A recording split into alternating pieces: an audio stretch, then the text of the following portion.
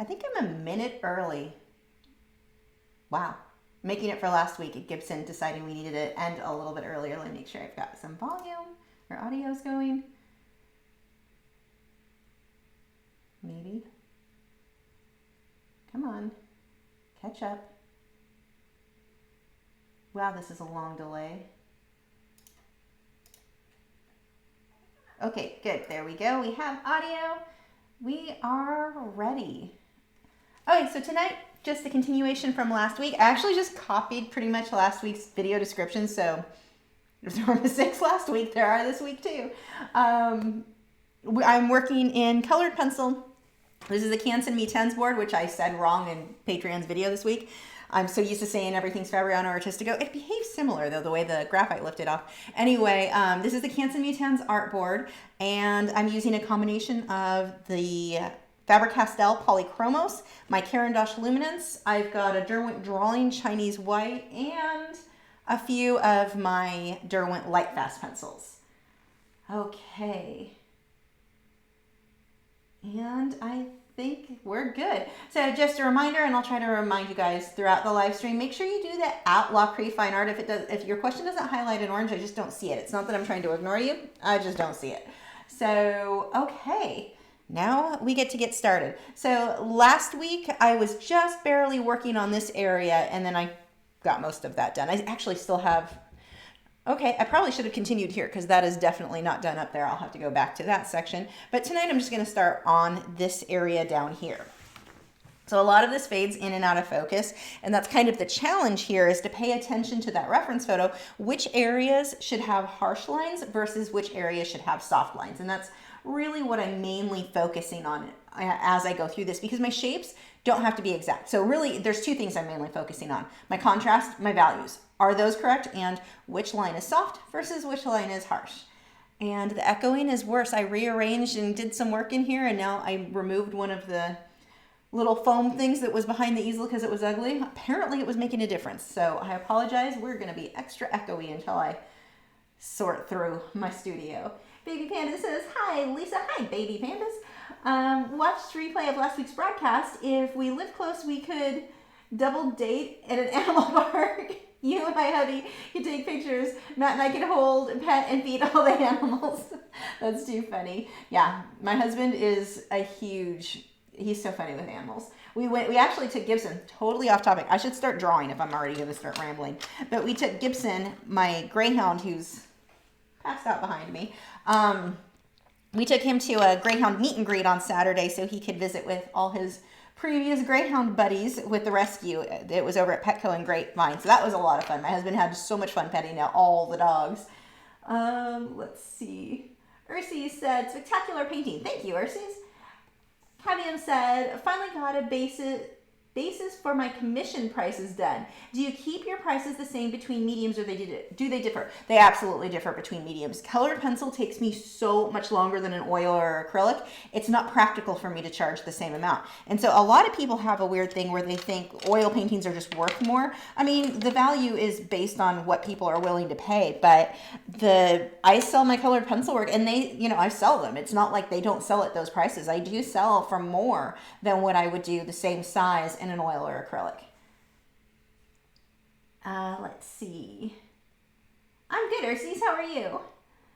Mrs. Ray says, my husband and I are buying our first house and we'll be moving soon. Any advice? Did you dedicate an entire room as your art studio? I did. So I don't know how much advice I can give because I don't have pencil sharpeners up. I don't know how much I'm going to regret. Like I didn't get a realtor, and I had a guy. So, and the reason that I'm worked up on the whole I didn't get a realtor thing, because my neighbors have told me you're fine. It doesn't really matter. They wouldn't have done anything different.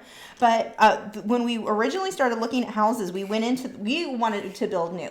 So we went into the model homes, and there was one guy, not where we bought, but another one was like stressing, you need a realtor. You have to trust me on this. This is my piece of advice for you. Get a realtor. We didn't, but nothing ended up being negative. Like, we're super happy with our purchase. So I don't know what difference it would have made for us there, but that was a bit of advice that I guess was given to me that I completely ignored. I may regret it. We'll see.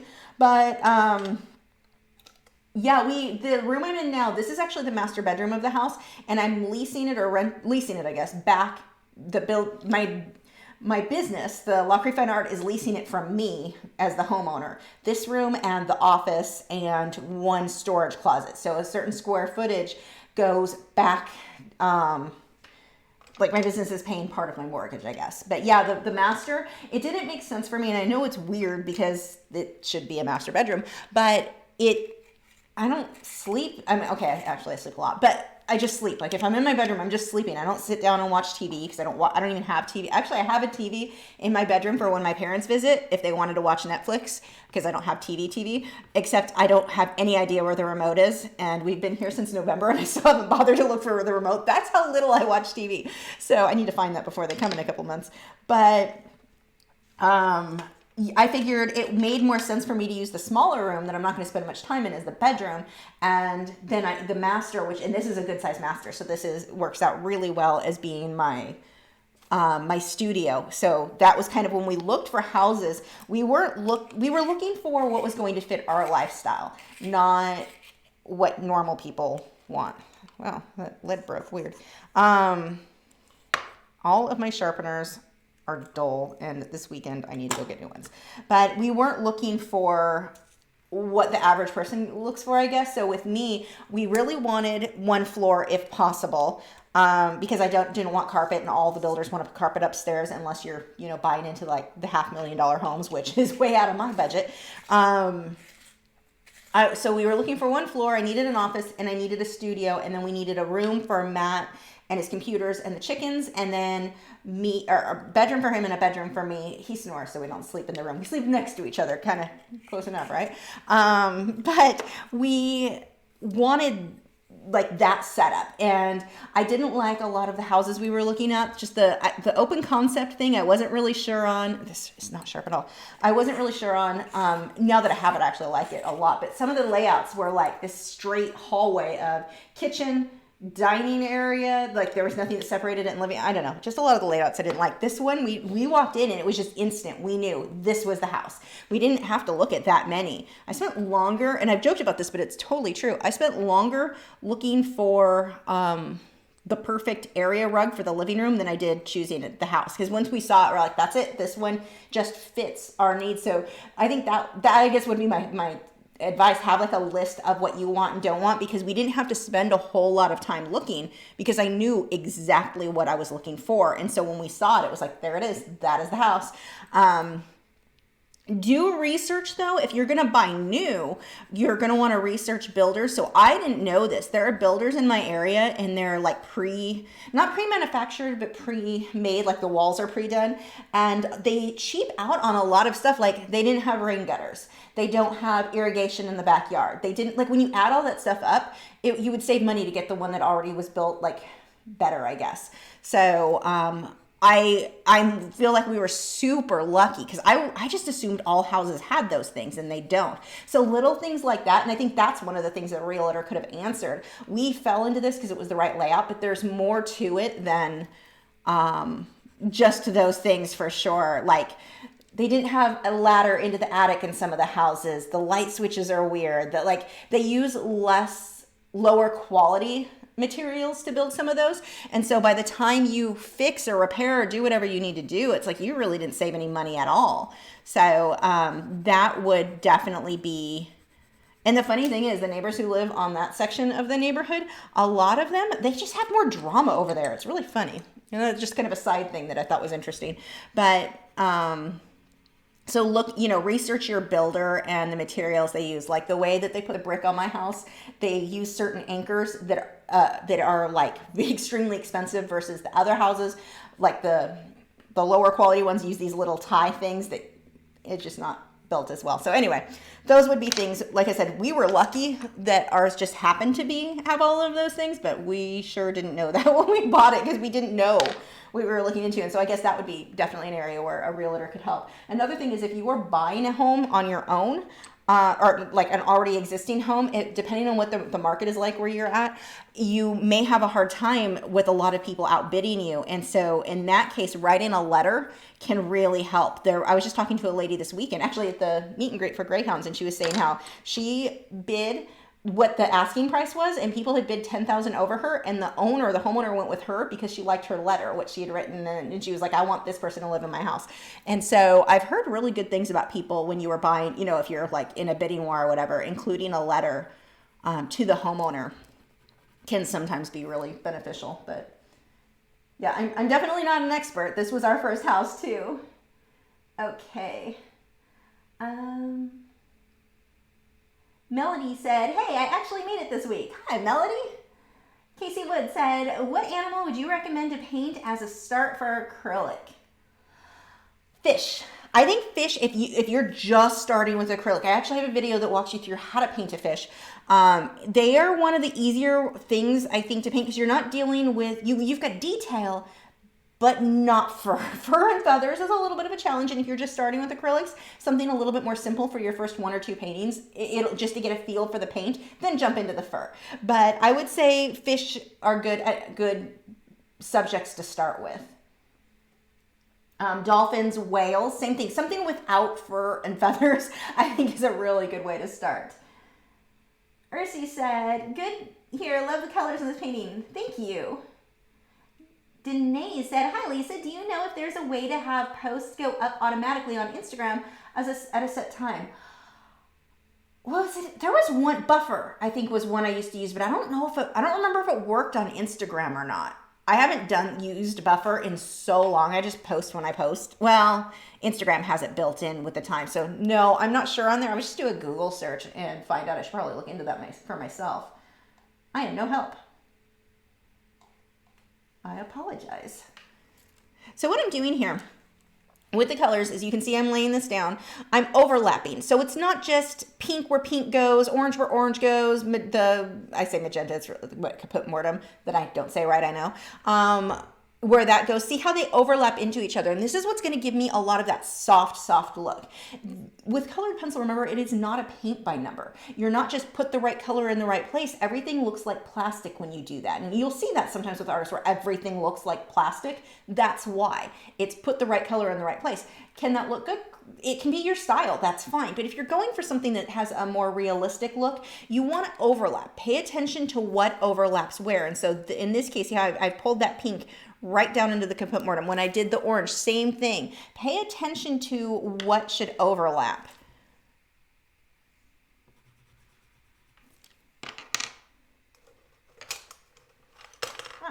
And the colors don't make a huge, they're not that big of a deal. I mean, here I need pink. Actually, probably need peach would be better. Whatever, I've got pink. As long as my values are about right, it's fine. And then because these are, it's just flowers and flower buds here, do not have to be exact. And when I get to the bee, his eye needs to be in the right place or it will look wrong. With the flowers, if a petal's somewhat in the wrong place, it's not a big deal. I'm not going to waste time worrying about that. Close is good enough when it comes to that, as long as you're getting that variation in contrast. And so while I say that, also keep in mind, you don't want to just put random things, don't work from memory. Get a photo and try to go for close from that photo, but don't stress yourself out about every little thing being exactly right. If you enjoy working that way, go for it. Some people do, that's fine.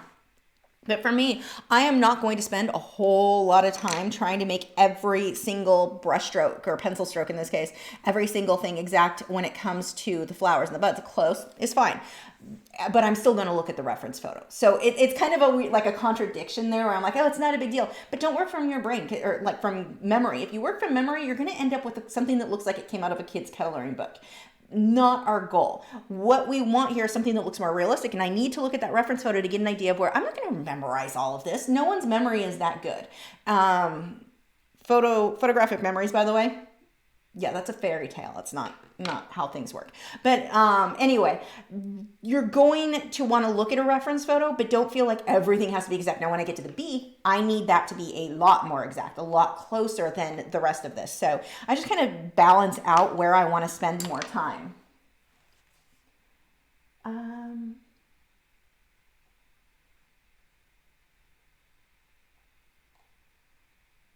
Teresa said, hi, I'm working on a colored pencil drawing of an old red door that is part of a church with lots of stone blocks and lights and darks. My hardest project so far, learning a lot. That's awesome. Yeah, and that's another thing. Find reference photos if you can that have high contrast. Your work will look way better because of it. Like you can have the same exact skill level. And if you work from a lesser than, we'll call it reference photo, not high contrast, can't see detail, can't see anything, versus a really good one, your results are going to look like it's a totally different artist or an artist with totally different skill level just because of the reference photo you chose. So being aware of what photos are going to make for good paintings is helpful too. Mrs. Ray said, have you always known that you wanted art to be your career of choice? Did you also have side streams of income? So when I was in high school, all I knew I wanted to do, because I've been sick most of my life, all I knew in high school is that I wanted a job where I could sleep more, because for some reason in my head, if I got more sleep, I would feel better. Yeah, it doesn't work. But that was kind of my goal. And then I went into working. I was working at pet stores and then an animal hospital. But I was with a friend and I originally thought that I wanted to train dogs for the police. Then I was walking with a friend down at Laguna Beach in California, and I probably don't have enough pigment on there to blend. No, I'm gonna do it anyway. I was walking with a friend in California down at Laguna Beach. Now, Laguna Beach, if you're familiar with the area, extremely, you've got to have some money to live down there. We just drove down for visits. So I'm walking around and there was an artist down there, and she had what are they called? Like a canopy thing she was under, and I can't think of the words of it. But she was selling her artwork in that. She had lots of paintings, and she was doing marine life. And back then, that's what I did. Now, when I did marine life, I was just doing it for fun because I like to draw. Like, if I had free time, I wanted to draw. I'd been drawing my whole life because I was so sick all the time. That was the one thing I had, the energy to do. Even when I was sick, I could draw. So I was looking at her work, and she was doing the whales and dolphins like I did, except her perspective was so off. Like, it was just not great. And she was selling them for thousands of dollars. And I don't know how many she was selling, but in my 19-year-old brain, I saw that and was like, wow, I could be rich. I can do that. I can do better than her. I'll be rich. I didn't understand that's not how art works. It's building a name for yourself and, so on.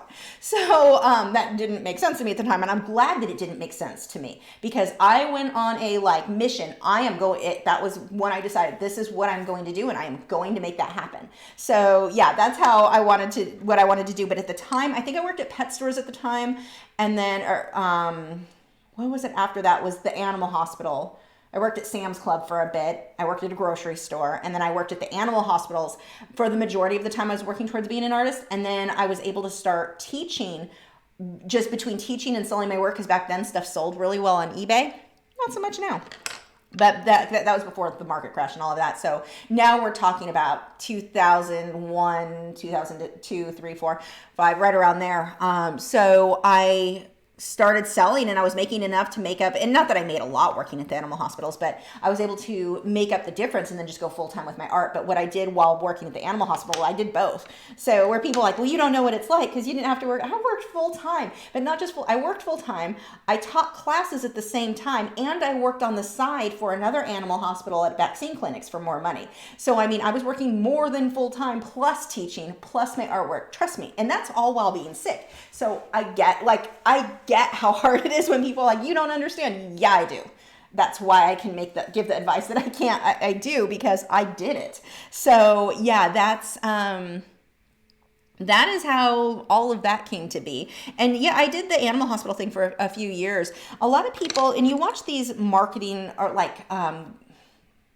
what are they, entrepreneur type gurus, whatever, and motivational speakers, and they're like, quit your job and go for it. That is the worst advice ever, because very few people are going to make it in art in the amount of time it would take for them. Like, you have to build a name for yourself. You didn't just open a food truck and start driving around and selling your stuff. It doesn't work like that with art. You've got to have a side income in order to be able to buy the art supplies, to keep the lights on so that your airbrush will work. These are all things to consider. So I don't recommend, and while I get why people would want to just go full-time with art, I think that's everyone's goal who wants to be an artist professionally. You've got to time that out a little bit better. You're going to have to do both. I did both for many years. But But yeah, that's how that did. But no, I didn't initially. It wasn't until I was 19. I mean, that was a very long time ago. So I guess most of my life I have wanted to be an artist, but that wasn't like what I thought going through high school and all of that. It didn't even cross my mind because back then, and I always remember my friend's dad growing up telling me, because I just like to draw, and him telling me, well, you can't make a living on that. I so wish he was around so I could tell, like, you can. But he would say you can't make a living with that because everything's already been done. That's not the point of art, is it? But that was kind of the mindset back then. And back then, everyone, that was definitely during the time period where everyone's like, you've got to go to college. You've got to go to college. You don't have to go to college unless you want to be a doctor or a lawyer, that sort of field. So I luckily didn't listen to anybody and did my own thing. Let's see. Oops, got a few questions in here. Let me scroll up.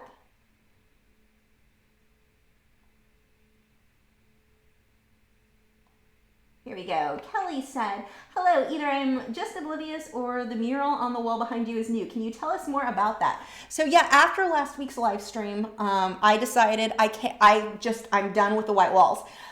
These, I'm not thrilled with, but I like them better than the walls. They photograph beautifully. I do like how they photo. I don't like the middle of this wall, and so that you guys haven't seen. I like the edge here that you saw in the photo I posted online, and then I like that edge where it fades out into the wall, but the middle wall, I'm not sure. I was going to do an ombre look and make it fade. And as I started painting, I'm like, no, I don't like that. I want to go darker. And then I didn't like that. So then I thought I was done. And then the next day came back and I painted the branches with the leaves, which I've always loved the look of. So right now it's going to stay this way for a bit. I may throw some more of the cream colored leaves into the background. We'll see how that goes. I'm kind of letting it set to see how I like. So I'm looking at it as a work in progress. It's not finished, but I'm not positive what changes I want. But the goal with this was, when I walk in, I also put the curtains up on around my bay windows. Well, they're not curtains, they're just like drapes in between each of them. It really made a difference in the feel of the room. And so now I come in here and it's like, now I want to work. Now I want to paint. Whereas before I was like, white room. I do not like working in white. It's not white, it's repose gray or something like that. It looks cream to me in this lighting, but yeah, that's how that happened. But I don't think it's finished yet. It's close. I spent Friday and Saturday working on it. Friday I did the background, and then Saturday I was like, slept on it and then decided to put the branches and the leaves, and I did a little bit of photoshopping to see what that would look like, and I liked how that was. So I definitely, right now I'm actually working a bit more on the lighting. So I got lights in that corner, which you can't see, and I'm putting lights behind me on my plants. I just ordered them. They'll be here in like a week. So the lighting in here, because I work at night, so what it looks like in the day is not a huge deal to me, but it's the night, in which case the lighting is going to make such a difference too. So yeah, that is what happened there. I need to post photos. I actually, while I was moving stuff around, I found my, what is it called? My 360 camera. So if I've still got the software to make that work, I don't know. If I do, I want to take a photo of, you just need a new 360 camera. Those mine are, I don't recommend, the Samsung one looks okay, sort of. I'm hoping there's better by now, but I'll have to take a photo of this because it's getting there. It's a work in progress, but it's getting there. Samson said, your comments on house hunting and having a list of what you need is what is not important, and what is not important is so spot on. A realtor can be helpful sometimes. So happy for you. Thank you. Yeah, it's that knowing what I wanted, I think, made it a lot easier, because I've heard horror stories of my friends who looked forever for the right house. But this one, because I knew exactly what I was looking for, I thought I'd have to settle on a lot of stuff, but we didn't. This one even had a storage closet for my canvases. Technically, that was a room you could upgrade and turn into a partial bathroom. And I'm like, there's two of us, 2 bathrooms is enough. I know for resale it would be better, but I didn't need an extra bathroom to clean, and I'd rather have the space like it's my canvas closet. So, this house it really is perfect for us. The only thing that I didn't really love is right now, like, my backyard is just grass and one tree, which, like, you don't have established trees in this neighborhood at all. Like, there are no trees, and that I'm going to miss, because my apartment was right up against the Denton Creek, and it was like a wildlife preserve type thing. It had a walking trail, and it was beautiful. My view was beautiful, and so now I'm like, all I see is brown grass. So I'm waiting to get HOA approval for my crepe myrtles, and that will help. ordered my little solar lights for the backyard. That'll make it pretty. But right now the backyard is very ugly. And I mean, it's a blank canvas is what it is, but it's driving me crazy. I don't like the blank canvas at all. But that's like seriously my only complaint. Oh, and I mentioned earlier, because somebody asked me about this over on Facebook on my art page about the open concept. They, you know, how I liked it, and they felt that it would be noisy when you're, or smelly. I think they were worried that the smell of cooking would fill up the house too much. That isn't really, well, mostly my husband barbecues, so, and I make salads, so there's not a whole lot of smell inside, but it's definitely not bad. But the thing that I found that I really liked is you can be cooking, and I mean, because your living room, your kitchen is in your living room essentially, but my husband can be sitting we were doing that the other night, we're eating, and he's sitting at the countertop, like the bar or whatever. It's not a bar, it's almost like a table that has a sink in it. But he was sitting on the opposite side facing me while he was finishing up his food. And I was able to get up and start doing dishes while he was still sitting there. Like we're face to face talking. It was so nice. I'm like, wow, okay, this is a huge, like I definitely see now the draw of the open concept, where before I kind of liked the wall and the kitchen separately. I didn't think I'd like that as much. No, I'm absolutely in love with it right now, for the sole point that I can get up and start cleaning or doing whatever, or my husband can get up and start cleaning. I can still sit there and you're still talking. You're still like, it's a lot better than I thought it would be. Sierra said, hello, I'm curious if you've had any tracing videos.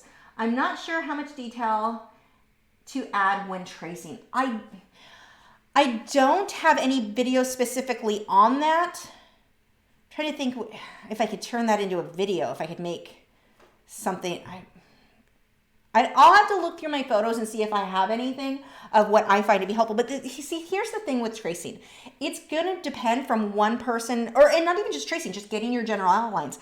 How much you want is going to change from one artist to another. One artist, having just your outline is enough. Another artist wants every teeny tiny detail, and that really is going to come down to what you find to be helpful. So what I recommend, try some where you do tons of detail, try some with less detail. See what's comfortable for you, because even if I do the video, it's going to depend on what you find to be helpful. Everybody's definitely different in that aspect, because you can hit a point where you've got too much detail and you just start getting lost. Like nothing makes sense anymore. This is just a hot mess of, like, it's a maze and I don't even know what to do.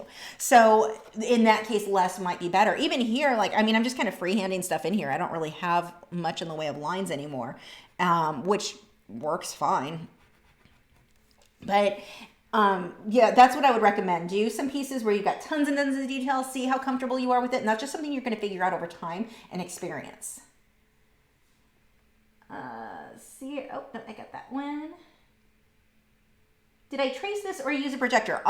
This one, I used a projector. Sometimes I freehand. Sometimes I'll freehand on a small piece of paper and use a projector. Sometimes I will trace. You will never be able to tell the difference one versus the other. The projector was just saving time because I wanted to get started right away. But even that, I mean, I lost all my lines. I'm freehanding them all in anyway. But I use most methods depending on what mood I'm in and if I feel like tracing or sketching. Let's see. Nick, oh, that went too far. Nick said something to somebody. Cassie Draws and Color says, Lisa, I've been subscribed to your channel for a long time, but this is my first time I've worked up the nerve to chat on a live stream. Well, welcome. I'm glad you're here. I'm glad you're talking. Let's see. Maggie said, I'm so excited to be part of something for a change. I will be sending you an email. You sound and act just like the little sister I never had. Let's see. Don't get offended if I don't respond to emails, because I don't usually respond to email. Time is a huge issue. So I'm like, I'll open the email and I'll read it. I'm like, oh my gosh, that's so nice. I need to write something really nice back to this person who took the time to write me this really nice email. And then I just get distracted and it doesn't happen. So don't be offended. I read them all. I just usually, like, it could be 6 months later. I'm like, I'll be going through stuff and cleaning stuff out. I'm like, oh my gosh, I need to respond. So yeah, that's me. Ursi said, do a short 360 video of what you get when you get the studio finished with the paint. Yeah, if I probably will I think I just need a new 360 camera. Okay, so I have the two from Samsung. I should actually draw while I'm sitting here rambling. But I have the two from Samsung, and the first one I bought, the second one came free when you bought the phone, or it was one of the items you can get, whatever. That one heats up. You've got, oh gosh, is it 8 minutes max or 15? It is not very long when it comes down to actually like filming a video and talking. So I would be talking and then I'd have to turn it off and let it cool off. And that one didn't have a removable battery, so you can just switch it for something that was cool. Horrible design. I don't even know what they were thinking. It's kind of better for just taking photographs. Like, it was surprisingly bad. Okay, I need to just kind of sketch some of this out because I've got a mess that I can't tell what's what yet. Is there any affordable way to start with airbrushing? I wouldn't recommend it. I would recommend save. And yeah, I love the Greg setup that I have. Nick may be able to tell you how much he spent because he just bought his setup. But, you know, so you're looking at a good $500, I think, to get started with airbrushing. It is not inexpensive. If you waste your money, and this is what I saw over and over again with students. Now, there are other airbrushes. It doesn't have to be Greg's, but no matter what you get, if it's quality, when you come down to the compressor, a few things of paint, the hoses, the needles, the everything, the cleaners, all that stuff, you're looking at, I would say, a minimum $500 to start. What I would have happen, students would bring in, or they'd come to class and they'd get, look, I got this on eBay and it was only $75. That was $75 you could have saved and put towards a quality setup. So I really don't recommend. What happens too a lot on the cheaper ones, or they're crap. What happens a lot with those is they'll work okay for 1, 2, 3, 4 uses. Within 2 months, dead. They are bad. You can't get parts for them, replacement parts. You can't get them, and that's important. Make sure you can get replacement parts for whatever you use. I've got Tamiya, Iwata, and now Grex, and all of those were very easy to get parts for, and that is you may not think it's important. It is important, but a lot of the cheap ones, they don't last. They don't hold up. So I definitely would recommend, don't run out and buy something cheap to get started. Save your money for the better supplies. You will be so glad you did. I've just seen it so many times where students brought in something and it's like, you just kind of go, oh, I wish you wouldn't have wasted your money. I would have rather you not get it yet and wait a few months to save that money, get a side job, go work at McDonald's for a few months, whatever, work a little side job. And what I would recommend too, because a lot of people will do, well, I can't save money, I don't have any money. Okay, trust me, I worked many jobs at the same time. It can be done. What I would recommend, if there's something you really needed, one, do not put yourself into debt for art supplies. Please don't do that. It's really hard to get back out of that. I made that mistake too many times. Now I'm like, if I can't afford it right now, I'm not buying it right now, is the way you want to go, especially as an artist. Because you don't know when you're getting your next check. You don't know when you're selling the next painting. Do not buy things on credit. The other thing is, I lost my train of thought there. So you can work your normal full-time job, whatever that is, get another job just long enough. You could do Uber, you could, if you have a car, there are a lot of things you could do for extra money, and put that extra money aside. This money is only for my airbrush setup, the thing that you really want. That is the best way that you can do that. But you can work, heck, there are people who work 2 full-time jobs. The thing is, it's not forever. It's just long enough for you to save up for the thing that you wanted to buy. That is not the answer anybody wants, but it's the most responsible one. Let's see.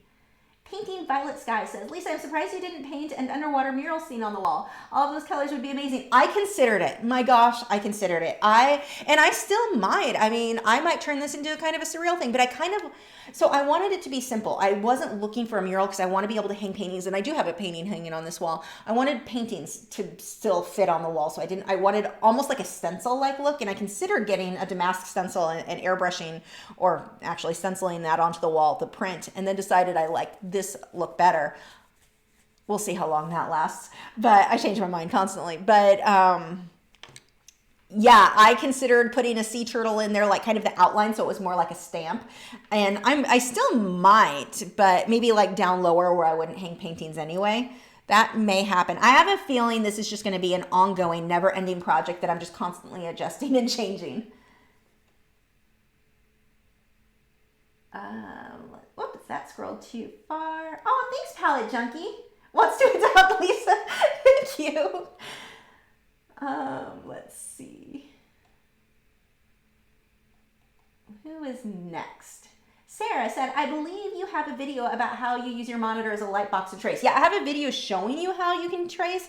I just don't think I have a video showing you how much detail you need in your drawing, because it really, like I said, comes down to what each individual wants. Melody said, all this house buying talk is really helping me out. We plan to hopefully be buying a house within the next year. We do already have a list of what we want. That's cool. And I think having the list, not just a list, but your priorities, because I actually think we got everything we wanted except a well-established, like nicer trees in the area. But when you get in a lot of these new builds, at least out in Texas, it's like there's nothing. But having kind of a priority list too, I think what is most important really helps. Like with us, we knew and here's another tip, and this is, we started looking at houses before we got like a pre-approval thing for the loan. Go talk to, pick your loan, and we ended up going with the lender who built our house, because they gave you a deal if you went with their mortgage company, whatever. But we got pre-approved from another lender first, just to get an idea of what, like, I wanted to go far under what our actual budget was, but it still is helpful, because when you go looking at houses, when we first started looking, I'm looking at them going, oh, this one's amazing. I can totally afford the house payment on this. Yeah, taxes are horrible.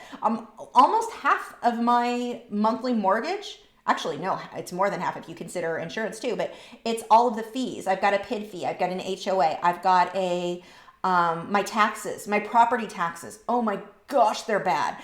You've got so many fees, and so if you can kind of get that in first, know what your budget is.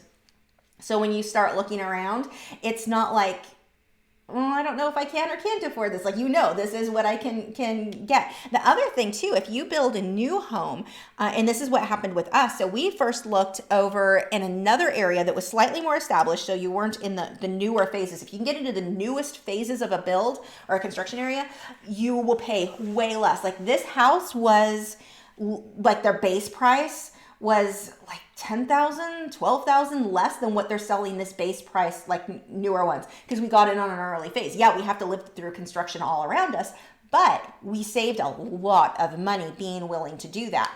That's a big thing if you're looking at new construction. The other thing is we looked at these houses. So like Pulte, who's what we went with, the Pulte homes, we went with looked at Pulte in other neighborhoods, and they cost so much more for the same house. So if we drove a little bit further out, yeah, we're in the middle of nowhere, but it was way less, and I was able to get more features. Like I wanted the tile floors throughout the whole house, which was the majority of my upgrades. Like I was able to afford more upgrades and stay within my budget if I went somewhere slightly different. So if the location isn't a huge deal for you, that may work out too.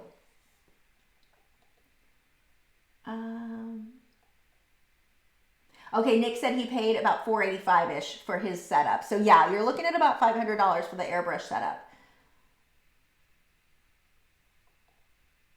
And it's worth it. I mean, I absolutely love mine. And especially if you're doing like the blurry out of focus background, day one, you can do that. It takes time to learn how to do detailed stuff, but blurry out of focus stuff, if you're using it as, I use it more for special effects than actually like airbrush.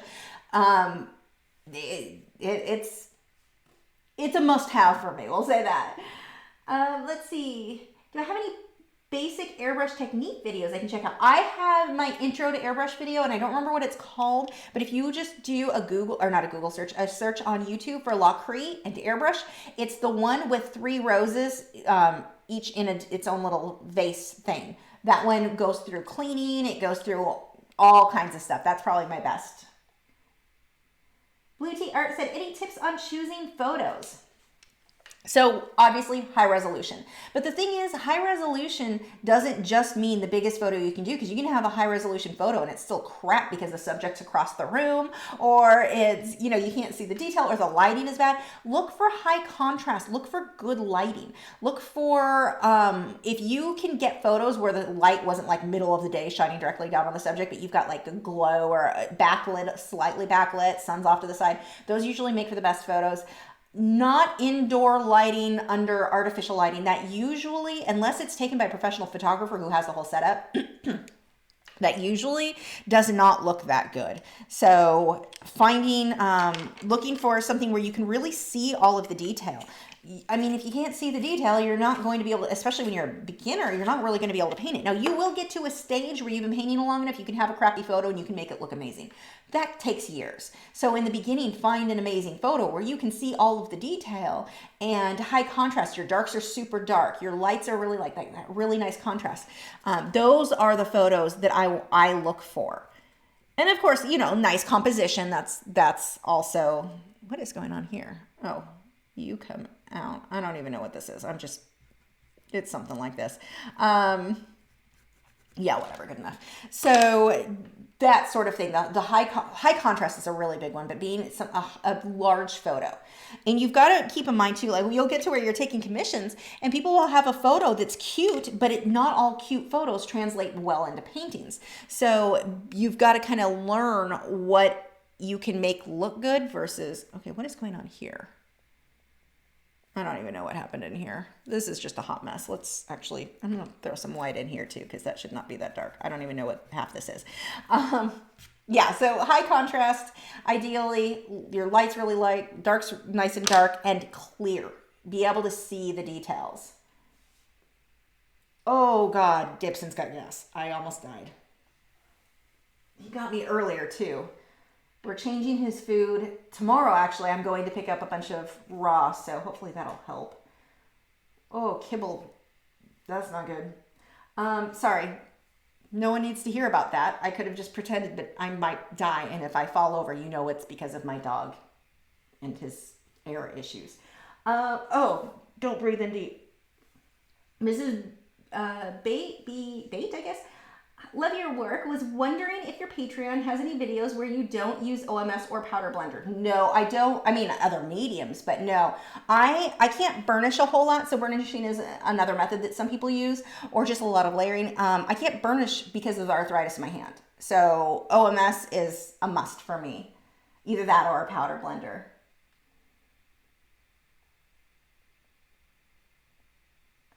Let's see. Make sure you're doing the Lachri fine art. If your question doesn't highlight in orange, I don't see it. It's not that I'm trying to be rude. I'm accidentally being rude. Dee said, hi all, beautiful. Thanks. Elaine said, I can't believe it, but I have no questions, so I thought I'd say hi. Hi, Elaine. That's funny. Oh, and scroll too far. There we go. Okay. Okay, I think we're caught up. Oh, it's bad in here. If it wasn't so cold, I'd get up and open a window. What are you? Okay, you get dark over here. Let's just kind of draw this out.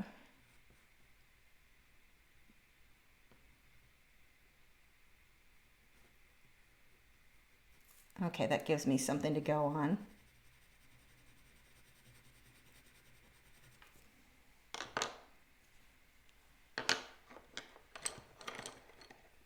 Nick said, no words were needed. Your face gave Gibson's little secret away. Yeah, that was a bad one. I mean, he gets some bad, that was one of the, it was bad. I can at least breathe in deep again.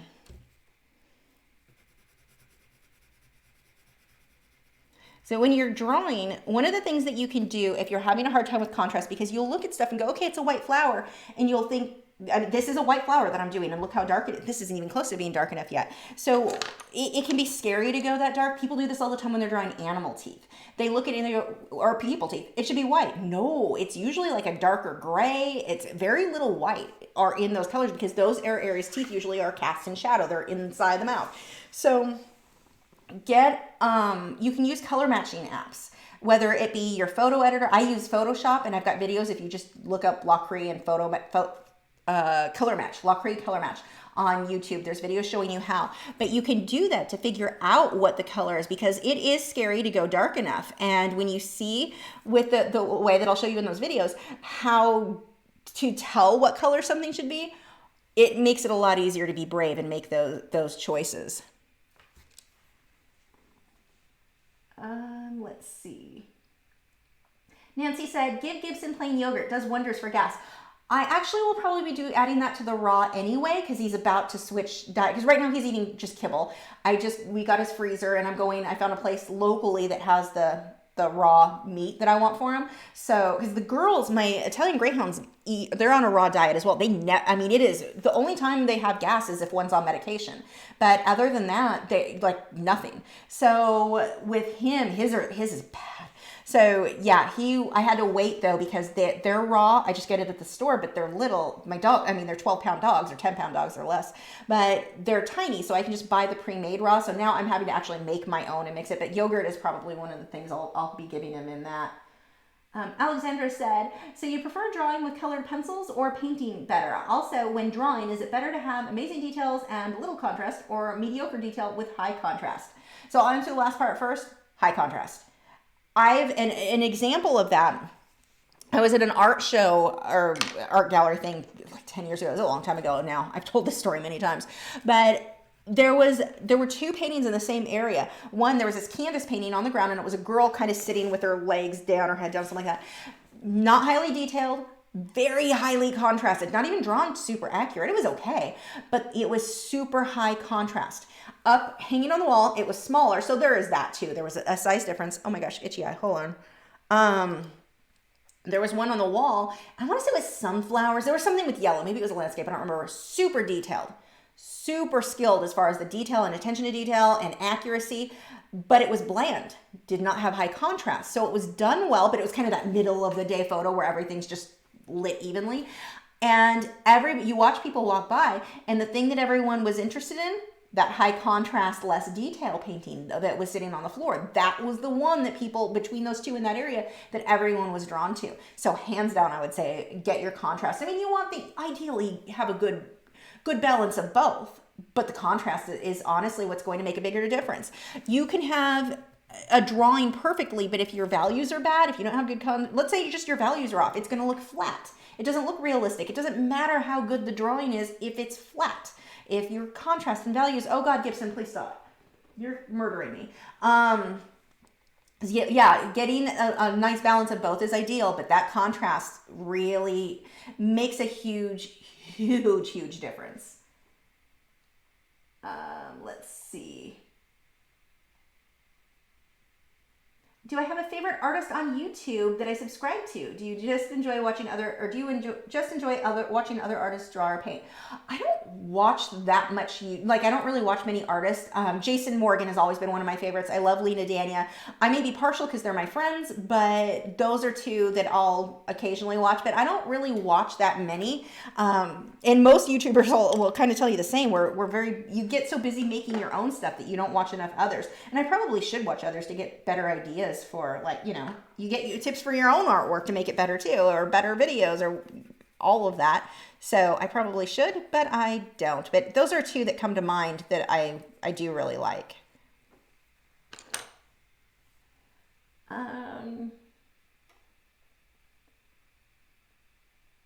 Whoops, scroll too far.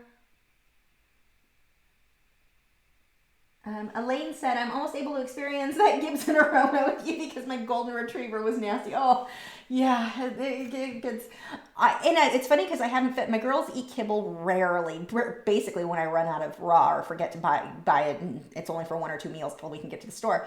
But I forgot how bad dogs can be on kibble. My gosh. Let's see. Mrs. Bates said, that makes sense. I'm just not sure how to adjust the process for burnishing. And oh, no worries, it's Beatty. Got it. Like Warren Beatty. Got it. Now let's see if I remember that. I have no memory. Yeah, I mean, the layering process would be similar. You're just going to start pushing harder on your last layers. So you start, burnishing more, and it takes a bit more time. It takes more elbow grease, that's for sure.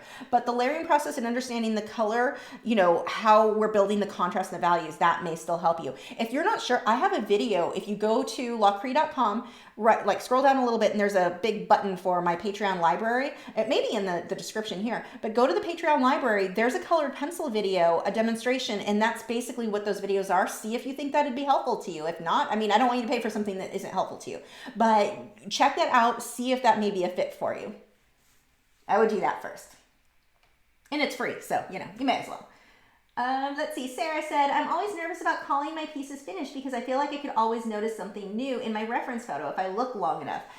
That can always be the case. I mean, that certainly can. We, I think, all can continue to find more to do on ours.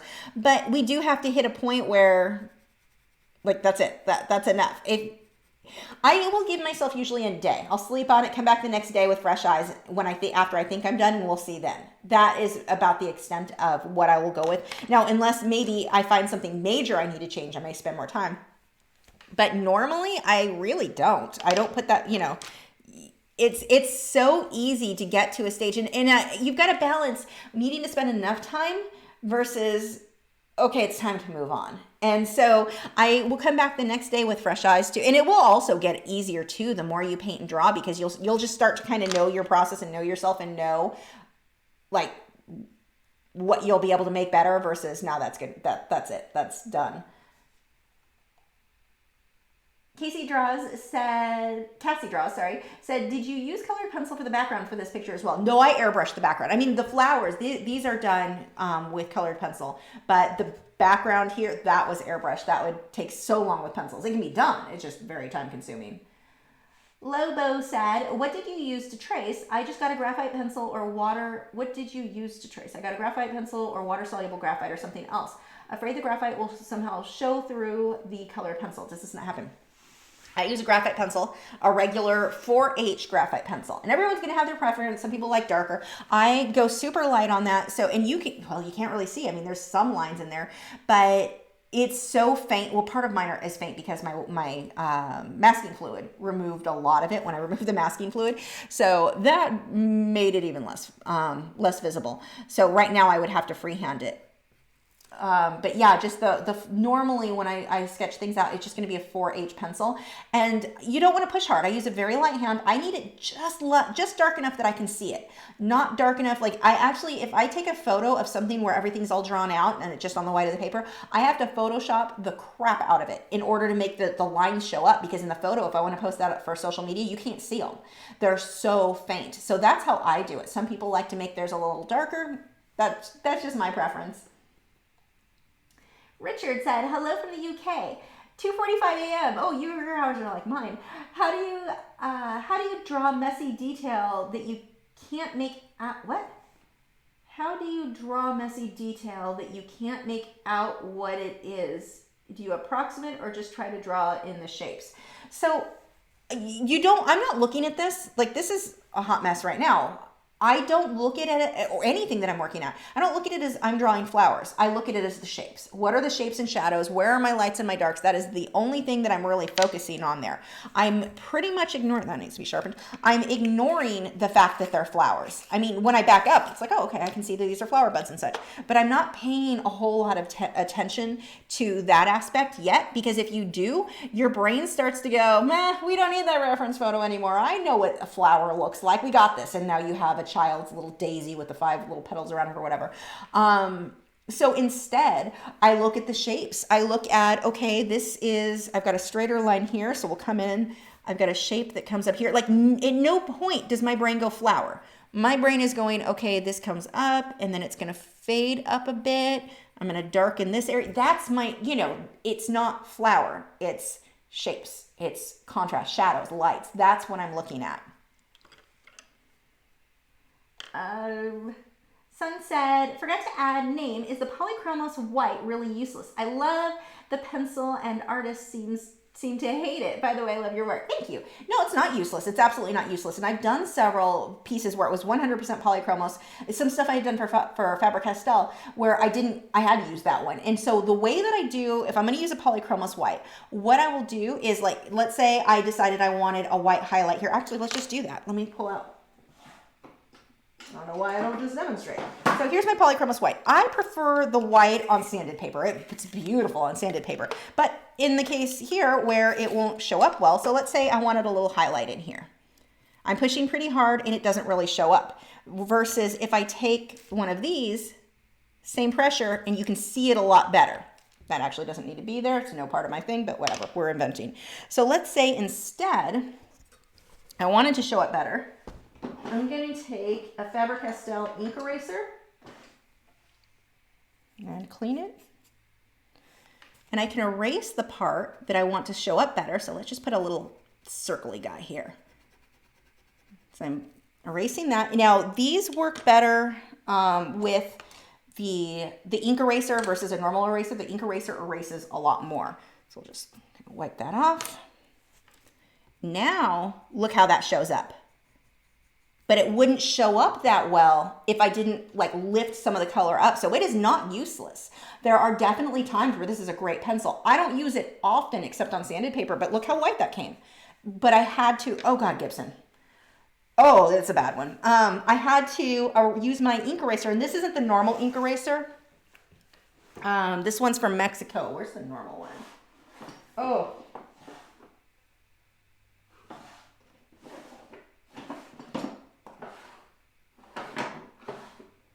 I don't know where it is. Oh, here it is. This is the normal one.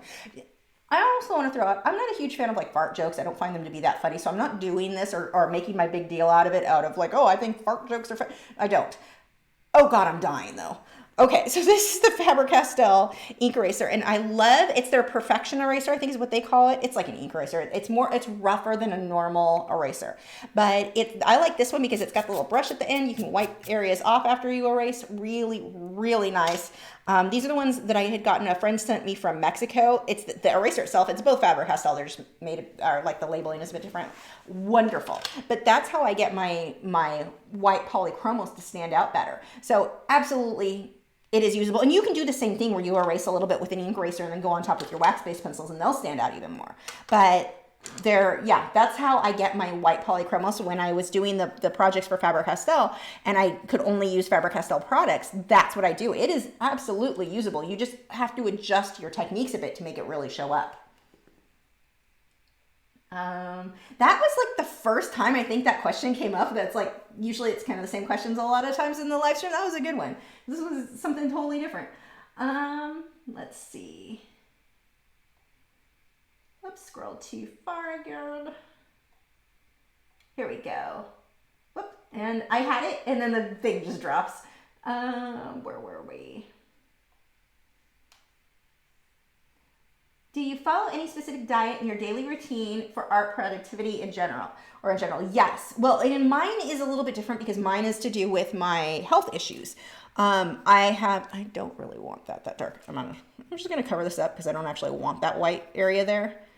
But anyway, yeah, I stay with a mostly low carb diet. It's somewhere between keto and paleo. It's not really fully one or the other because I can't do a lot of high carb things like potatoes. I can do sweet potatoes. I can't do regular, like real potatoes. I can't do corn, rice. I do have my cheat day usually once a week. Occasionally more. Lately it had been more. I'm trying to get back to, I've been doing good lately getting back to eating healthier.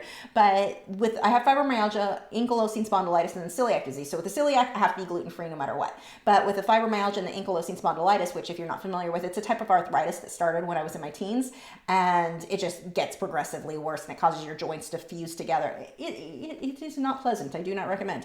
But with that, keeping a really low carb diet, I avoid sugars. I can do honey, raw local honey I'm okay with.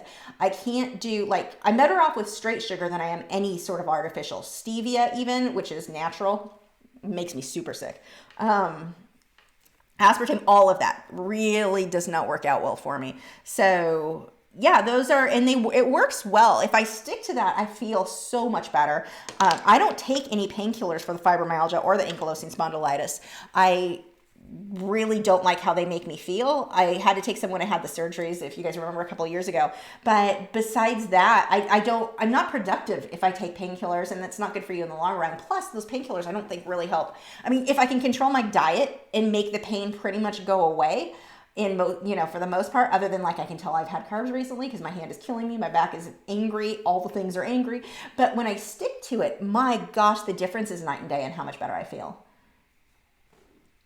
Let's see. Libby said, which do you prefer or recommend, Derwent Lightfast or Faber-Castell Polychromos? I don't think I can fairly judge. Performance-wise, I love them both, but I only have the smaller set of the Derwent Lightfast, and so I can't, with the amount of colors and all of that, I just haven't experienced them, so I don't know if they're the most amazing thing or if it's kind of meh on color. I don't know yet, so I need to get those. But, I mean, I know for sure, I'm trying to mix sure and certain, and I'm getting shortened. Anyway, I know for certain that I love the color selection. I love everything in the polychroma. So I'm sure the Derwent Lightfast are amazing too. I strongly suspect you can't go wrong with either one. So I'd kind of go with which one had the better deal at the time that you were shopping for them.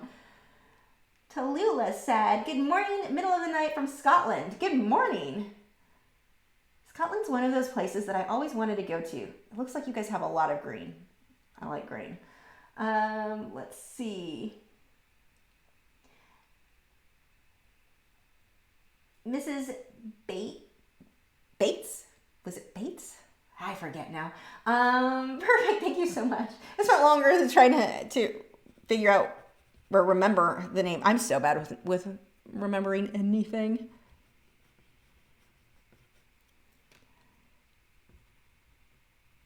Okay.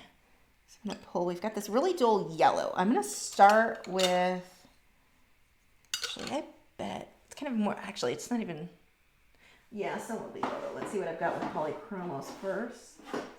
So I've got a huge selection. Oh yeah, that will probably work. Let me make sure I don't need, hold on, my husband is offering to bring me in and out.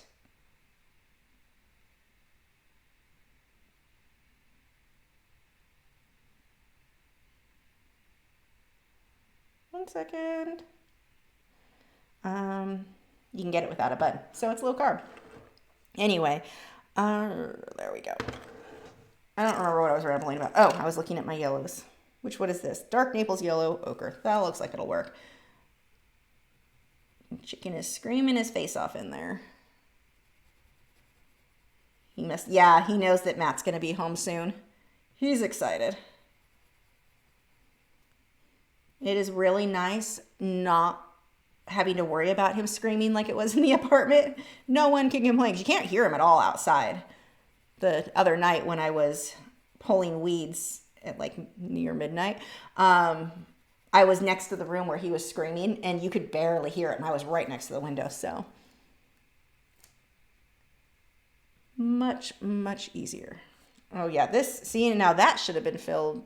Wait, are you this? I don't even know what you are. Let's throw in some darker ones. Karen said, have you tried moringa tea? It helps my fibromyalgia a lot. I have not. I have not even heard of it. Moringa? What is it? Angela said, did you see the new Derwent paper that they are releasing to go with the Lightfast pencils? No, I did not. I need to I have not talked with Derwent in way too long. I got so busy with the whole buying the house that I just didn't reach out to them. I need to, for sure. That is really cool. Also, a new paper just for Inktense. I'm wondering how they're going to be. Bella said, hello from smoky hot Australia. Too hot to even art. Oh no, I'm sorry. We have air conditioners here because in the summer here in Texas is pretty miserable. So yeah, I'm very grateful for air conditioning. Maybe they'll send me some to review. Yeah, Angela, most likely Derwent will. They've always been really good about sending me anything. Oh, I'll bring it and be quiet if that's okay. So I'll be trying to get out of the live stream. I have a feeling a few minutes early to go eat my In-N-Out.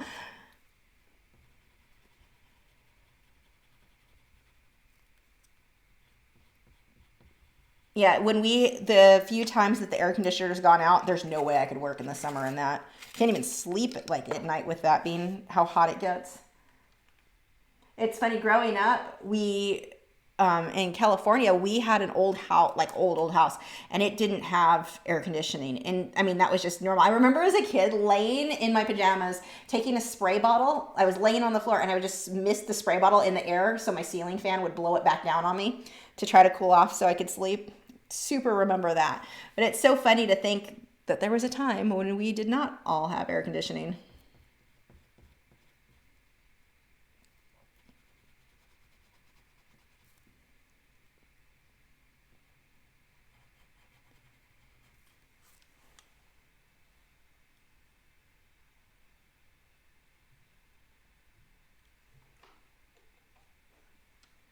Ruby said, I have a few questions, but they are more about the business ends of art in Texas, small business stuff. I may be able to answer, possibly not, because everything I do is online, so I'm not sure, like, Texas specific, that I'm going to be able to offer too much advice. Let's see. D said, how long does it take you, what, that scrolled too far, to do a pencil piece? It depends.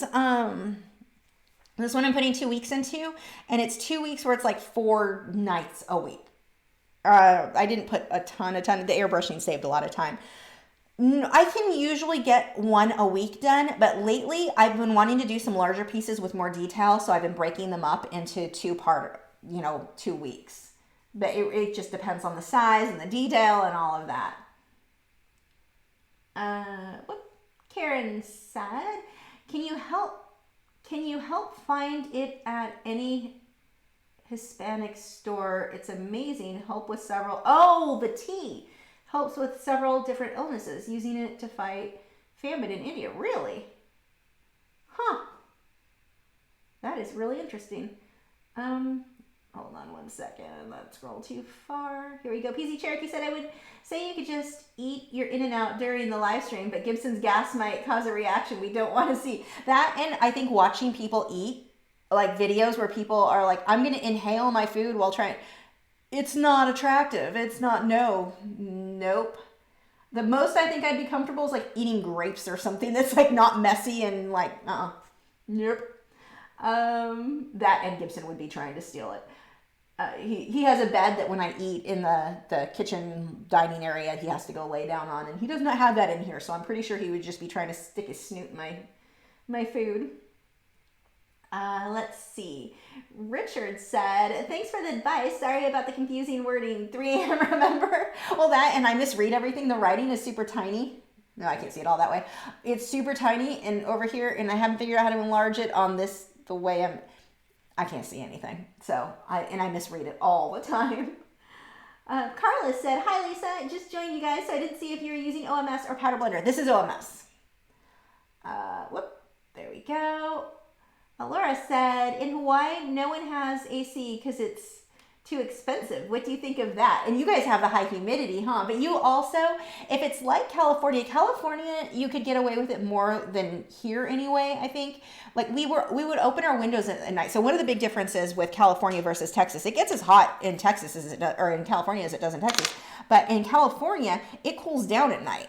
It does not really cool down very much here at night. So if it was 95 in the day, you might get down to 85, maybe 80 at like the coolest part of the night. It never really cools off. So in California, we would open our windows. We had bars on our windows, which was really helpful for this. I would not feel comfortable sleeping with windows open here without, I mean, it's safe. It's safer than I was in California, but you could open your windows and let it cool off at night, and then you'd close the house all up and close the curtains and stuff so you could keep the cold air in a bit more. It was definitely more, you could deal with it more with the cooler breeze because it cools off at night. I'm guessing Hawaii would do the same, being right next, well, you're in the middle of the ocean. So that was a big difference. Here, it just doesn't cool off at all. There are very few things that I liked better about California than Texas, but that was definitely one of them, the cooling off. And once the sun started to set, it was cool enough. You could go ride bikes. I mean, if you know how to ride a bike. Bikes. I really want to get a 3-wheel though. But anyway, you could go do stuff. You could be very active at night and not feel like you were going to die. Here, it's just as hot at 9 at night as it was at 5. It's big difference there. You're welcome. I'm going to say your name wrong. I'm sorry. Shriyash? I apologize if I just butchered that. I probably did. Papermaid said, hi Lisa, can you airbrush pastel matte card? I've never tried, but I would imagine you could. I don't see why you wouldn't be able to. It's rougher, so it wouldn't be my first choice, but you could probably do that for like a background and then go over with colored pencil. It probably would work. I may have to try that. I don't know. Beak Writer said, would you recommend Jason Morgan if I am only using graphite and colored pencils? Well, I mean, it depends on what you want to learn. He uses graphite sometimes, but he doesn't use colored pencils at all. He's pastel and oil painting are the main 2 mediums for you would want for Jason Morgan. And he is excellent at both. So, I mean, I definitely recommend him, but I think he might use charcoal sometimes. I'm not sure with graphite, but he's not a fan of colored pencil. He likes his pastels, and I'm the reverse. I'm not a fan of working with pastels. I love my colored pencils. Okay. Oops, no, I guess that'll work. If I mix these two together, probably we'll get something close enough.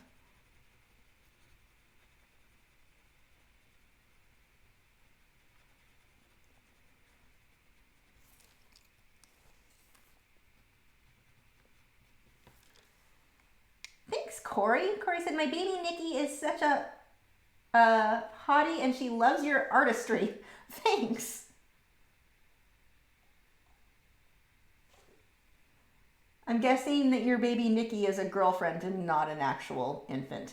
I think that's where my brain was like, I'm sorry, what? I'm not used to hearing people describe infants that way. My brain, sorry, tired. I'm in and out on the brain.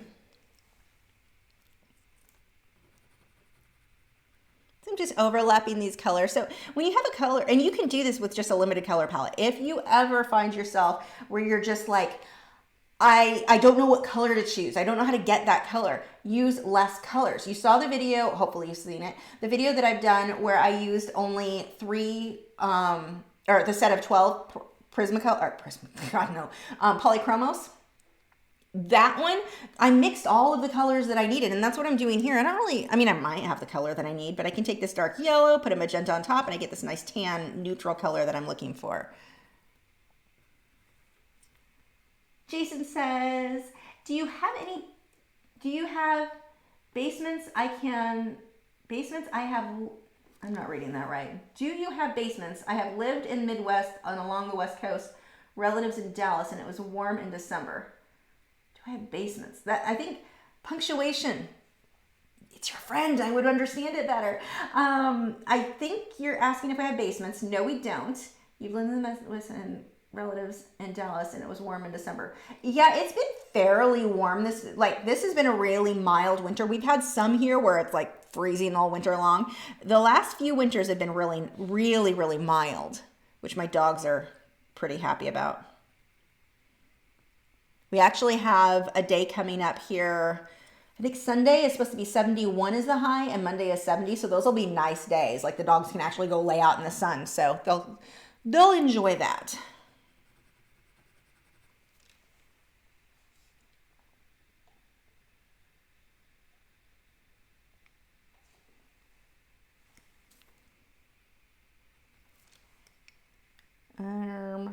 We'll pull a little bit of a brighter color and start getting some oranges in this one. Now this is not, it's shaped semi-close to the reference, but not exact. Like I said, doesn't need to be. I just want to get that variation of values to be about the same. See, I just overlap where the orange can go right over the yellow, and then when I blend it, it'll be nice and soft.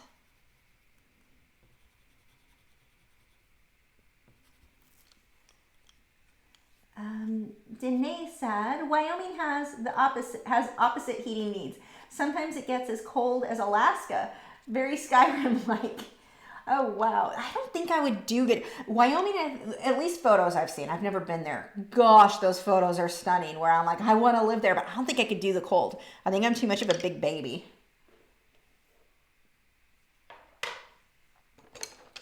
But those photos, Wyoming, Idaho at one point I really wanted to, but it looks like everyone's moving to Idaho, so it's not as much of a rural area that I would be looking for. But my gosh, those photos of some of those areas are so, so pretty. And I do know you get used to the cold. I mean, here, I remember in California, posting a photo. So I used to show my Italian Greyhounds, and I posted a photo, let that dry, and then I can start sketching out the next area, of a dog show I was at with my 2 IGs, and I was wearing this heavy jacket, well, heavy for California. It's like a poofy bomber jacket type, but a jacket and a beanie, and I had a scarf, and I was like, somebody asked in this is back when forums were really a thing. how cold was it there? Because they could see the clear sky and the palm trees in Clear Lamb in California. And like, how cold was it? I'm like, it was freezing. It was 54 degrees. And I thought I was dying. I was so cold. 54 degrees. Now I'm like, it's 54 degrees. I'm outside in heck, now it can be freezing. I'm outside in flip-flops half the time when I take the dogs out. But I'm like flip-flops and short sleeve. And I'm like super, like, I know you get used to it. So part of me is like, well, it might be worth it because it's so pretty. There's not, I love Texas, but you don't have a lot of really, although I do think the fields, like crops and fields where the cows and stuff are, the big green fields, I think those are just so pretty, but we're building over all of them and everything is turning to cement. So we're losing the pretty there. Okay, I don't even know why I have this little thing going out there. We need to cover that up. Triage, and I apologize because I'm sure I'm still saying that wrong. If I join your Patreon, is the traceable for basic outline sketch available? Because I'm really bad at getting correct proportion. Okay, so here's where I go off on my tangent about traceable. I don't know who coined the term traceable or where that comes from. I'm assuming people mean tracings of the artwork. No, I'm not doing it for you. There is a point where somebody is doing your work for you. Tracing is what, and I apologize, I don't mean to do the lecture on you. It's such a common question, so don't feel like I'm like singling you out. Everyone asks this. There is a point where somebody is doing all of your work. I'm all for tracing. Tracing is great for helping you to get your values, learn proportions, start paying attention to, not values, proportion and details. That's the word I'm looking for. Getting your details in there and seeing things as they are. Because so often, let's say you look at a bee and you're like, I know what a bee, your brain just takes over. I know what a bee looks like, and it comes out looking like a child's cartoon. Not what we're going for. So by tracing, you're forcing your brain to see things accurately. By you tracing the photo, not by me tracing the photo. I can draw, I don't need the help. By you tracing the actual photo. This is what's gonna help you to draw better. And that is my goal for you guys. Everyone who signs up on Patreon or watches these videos, I want you to be able to draw better. I want you to get to the point where you can take your own reference photo and you know how to turn that into good art. That comes from you doing the work, and that includes tracing. I am not a fan of this traceable term, wherever that came from. Yeah, part of me has been like, maybe I'll get more patrons if I provide that. I'm not going to do the work for everybody. And like I said, the problem for me isn't like, it doesn't take me long to do something like that. The problem is you're not then learning. I'm not teaching you, and I want you to learn. I want you to be able to take your own reference photo or a photo that you found on Pixabay or whatever, wildlife reference photos, a photo that you want to turn into art where you're not depending on somebody else doing all of the work for you. And that's essentially what you're doing when you're nonstop using those things. What I want to see artists doing, beginner, first day, I have them trace on their own. The only exception where I provided a tracing, I'll just call it, because I'm not going to use the coin term because I don't know whose that it belongs to, but the only time that I have provided that was when it was like, here's a Halloween thing that there is no reference photo for you. There's nothing really for you to trace. I'll go ahead and sketch that out. And I've done a couple of coloring books pages because I thought it was fun and made for good coloring books, and I guess you could trace that. But you're also depending on my drawing being accurate, and then you trace my drawing, your drawing is going to be that much less accurate. You're now not as accurate as you would have been had you traced it yourself. So there are many, every time you trace a tracing, you're deviating further and further away from what that actually looked like. You are hurting yourself. I want you to learn. I want you to be amazing, and you've got to take those training wheels should never have been put on. Trace your own photos is what and the moral of that story, no, I don't provide it. And please don't take this as me like singling you out. It's a very common question, and I understand why somebody thinks that or why anyone would think that would be helpful. It's too helpful. I want you to draw your own. Like it's so helpful that it's reverse of helpful. It passed being helpful and now it's hurting you. So, but again, you are not the only person who asks it. I'm asked several times a week from patrons that same thing, and it's always the same. No, I'm not doing the work for you, not because I don't have time or don't want to do the work for you. If I made more money, sure, part of me says I should do it, and the other part is like the moral thing of I've been teaching for over 20 years and I know that this is not helpful. I know this is not going to make you a better artist, and I just no, I just can't do it. So no, I do not. I guess I could have just said no, huh? Not off on my tangent. Sorry. I'm glad you asked the question though, because it gets brought up a lot, and I want people to realize that, I mean, if you want to do that on your first couple of paintings, fine, but then start tracing your own stuff. So there you go. Angela said, Maine is real rural in most parts, and of course you would have to tolerate cold. Oh no, Nick lives in the cold. I'm not moving to the North Pole. I know what he has to live through.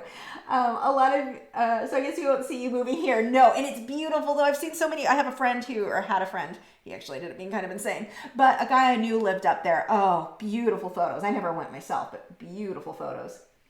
Let's see.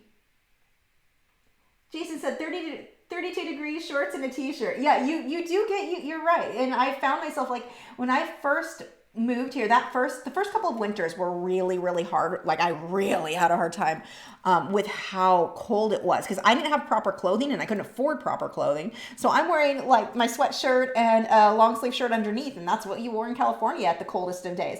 And so when I moved here, I didn't have jackets. I didn't have like anything that would really keep me warm. Oh my gosh, I was so cold all the time.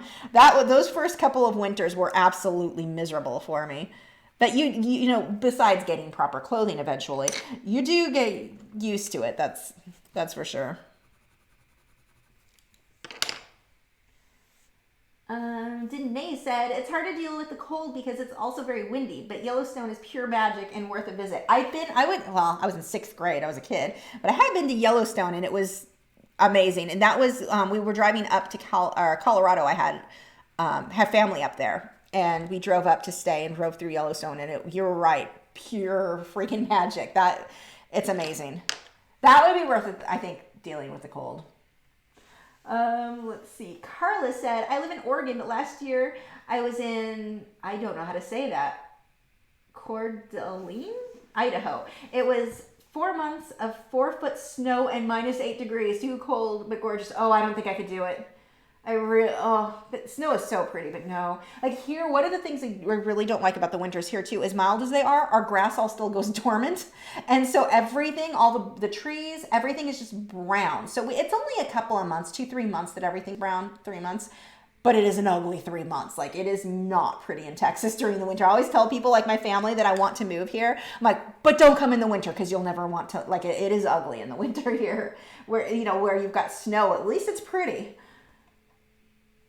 Veek said, is there a way to turn photos into line art? There is a way to turn photos into line art in Photoshop. The filters have a fine edge, and then you have to adjust the contrast and get the image on the canvas size right. Yes, but I don't even recommend, I don't recommend that either. I would recommend trace the photo, because though you're depending on a program to to decide which lines are right, and it can misinterpret because of the values of specific photos. Some photos it works really well on, and some of it will sort of misinterpret where that line really should be. And so your line drawing is now off. I'm just not a fan.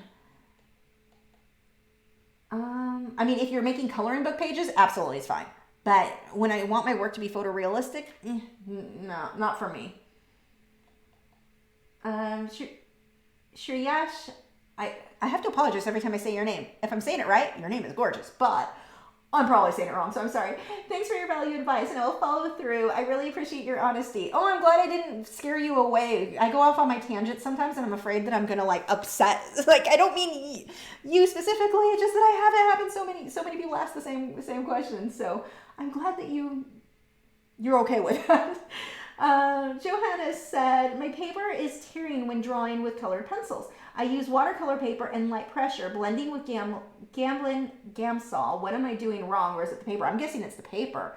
I mean, it could be your technique, but if you're drawing with a light hand and it's the paper, that sounds like the paper to me. What paper is it? PZ Cherokee said, I cracked up when you said your friend was insane. Care to share a story about that? He was a friend I played Warcraft with. I'll share it quickly. Friend I played Warcraft with, he was like my best friend we were really good friends. But distance, we hadn't met in person. After we met in person, he came and stayed with us for a few days, and he decided he was in love with me. He knows my husband. I don't flirt. at all. Ask anybody. I'm not interested in somebody else. So there was no miscommunication there, but it turned out he has a history of that. If somebody is taken, he falls in love with them, and he had been single for his whole life and as an adult, and it was kind of a weird thing there, and it got weird. And then it just like, so then he got his stuff together, but we were good friends, so it's like, you'll work through it. Whatever, started talking, and he would be possessive, and it got weird. It got very, very weird. I avoid him now. It was weird. There are stories that are too personal for that person that I don't want to, even though I'm not saying who it is, it gets, the weirdness, like, he was stalking girls, not me, but like other girls, and telling me about that and showing the letters he was writing them, and creepy does not encompass the level of creepy. Like, it was bad. Like, girl, like, I'm waiting to hear a story on the news about a girl tied in the basement, and it was him. That level of, that's kind of what I expect after these letters I read from, and I don't even know why he shared them with me, but it was like, whoa, you need help. Anyway, Jenna said, love listening to you guys in the South talking about cold temperatures while I'm in Newfoundland. Oh my gosh, we get icebergs in July. Oh, I don't think I could do it, but it's so pretty. It's like, you going, it's so pretty. Would the pretty make up for the cold? I think I'm too much of a pansy. Shelly said, I do not recommend Minnesota in the winter. Oh yeah, I've heard you guys are miserably cold too. Veek said, so should I invent in a light box? No. So the thing about light boxes that I don't like, you're dependent on what size you can print what you're going to trace. They're great if you only want 8x10s, you're fine, because that's what most printers are going to do. But when you start getting bigger, unless you have a big canvas, I don't like that. So I do two methods when I want to trace. One, I have 27-inch computer monitors. So, and I've got a video, you can do a search on here on YouTube for Lachri, and I think just type in computer or tracing and it should come up. One of those should, how to use it, your monitor as a light box, because it can be big and I can blow it up and move it around, and I'm not dependent on the printer. The other thing I will use is a projector to project if I want to go, depending on the size that I'm using there. But those are the two methods I use if I'm tracing. I don't, and even if I want to freehand, I can freehand small, use my projector to project it large. So those are far, far better to me, I think, than the light boxes. I have a couple of them. They're good if you're working small. They're very convenient if you're working small. But if you're going to work larger, I think you have more ability to, or more freedom when you do work bigger. There was one, I did a video review on it. Was it Cricut? I don't know, one of those. There's a video of a light box that I did. Now that, if you're going to get a light box, that was an excellent light box. Very, very good. But you are limited by size. And so now, I used to use light boxes all the time, and now I don't even know where mine are. I don't know where mine are. So like, it's been so long since I used them. So yeah, those are my recommendations. Light boxes, the thing that I like about light boxes is if you're working to improve your, just let's say you're not necessarily trying to do a project, you can do a project with it if it's, 8x10, but to practice just tracing. When you practice tracing, like say you're sitting on the couch watching TV and you're just tracing something over and over again, just to get the feel of the shapes, how everything is, that will improve your drawing skills a lot. And I think a light box in that case is superior to, you're not going to sit and watch TV on a computer monitor and trace that way. And your computer monitor needs to not be a touch screen, or you have to be able to turn off the touch screen if that's a possibility. I don't even know if I can with my touch. I have one that's a touch screen. So those are just a few thoughts there. Piper Meat, is it Piper Meat or Pipe Meat? It's too little, I can't tell. Said, what is the best black paper to work with colored pencil? I'm working with some students. They are using Prismacolor because of the cost. Will that work? Yeah, Prismacolor actually works well on black. You can only go as bright. On white paper, I can make my brights super bright. You can't make it like a yellow super, super bright on black paper. So something to keep in mind with what project you're choosing. But which black paper? The Canson Mi-Teintes, I think that was a black paper that I liked. Trying to think which one. I think I had one that was Stonehenge. I don't remember. It's been a while since I used that. But I think the Canson Mi-Teintes artboard, the black artboard, I think is what I really liked. The one that I don't like and that I absolutely wouldn't recommend is the Fabriano Black. Not a fan. I tried to make nope, it does not work for my techniques. That's a big nope. Let's see.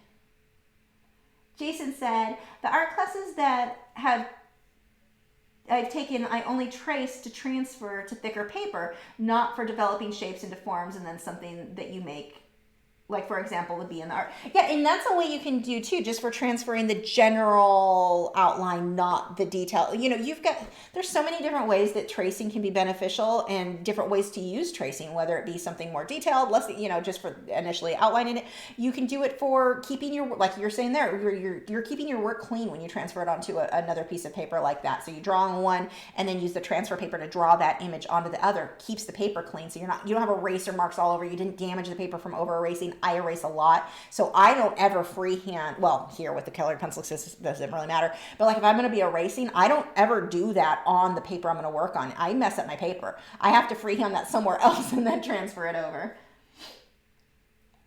Let's see. Beak Writer said, does Arch's hot press 140-pound watercolor paper show the computer monitor image? Yeah, you should be able to see it. I turn the lights off in the rest of the room, but yeah. Unless you're using the watercolor block, then obviously not, because you don't want to remove that from the block you're working with it on. What kind of projector do I use? The projector I have right now, it's the Artograph. Well, what is it? I don't know. I have a video if you do a search for, that's what I'm just telling you, do a search. But do a search for Lachri and projector. I can't remember the name of it right now. It's really nice. It's digital. It's made by LG, but it's LG made it for Artograph or something. I think it was Artograph. It's good. It was very expensive and they don't make that one anymore. So any digital projector at this point is probably going to give you good results. Heather said, yes, it was Cricut, and I have an old Martha Stewart light box that's 12 by 12. Otherwise, I use your methods. Yeah, and see, you can get, and this was a thing, a lot of people were getting the really big light boxes because Hobby Lobby had some that were like big ones. Unless your printer is that big, that is pointless. That is a waste of, like, you don't need big. You need the paper to be bigger is the problem, not the light box isn't where the challenge is there. Let's see. I scrolled too far. 1 second. Oh, no, I didn't. I think I'm good. Shriyash, whose name I'm sorry for butchering, said, you are literally giving me so much valuable information, which a lot of people charge for, but you're so kind and generous to us for giving me that with the utmost research and experience. Thank you. I'm glad that you like it.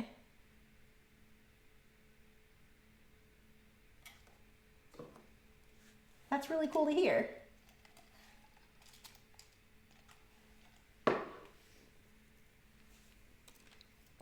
Okay, let's see what was next. Let's get some of these other dark areas in. So that goes to the yellow. Well, it's not really yellow, it's dark muddy brown, but we'll call it yellow because that's what color the actual flower is. Or petal, bud, whatever. I hope you're not coming to me for vocabulary because mine is poor, as is the grammar. Now I'm going to have to put more layers on this before I blend it out. I'm just kind of blocking that in because now that I can see where the definite darks are, it's going to make it easier for me to kind of figure out where these other bits go.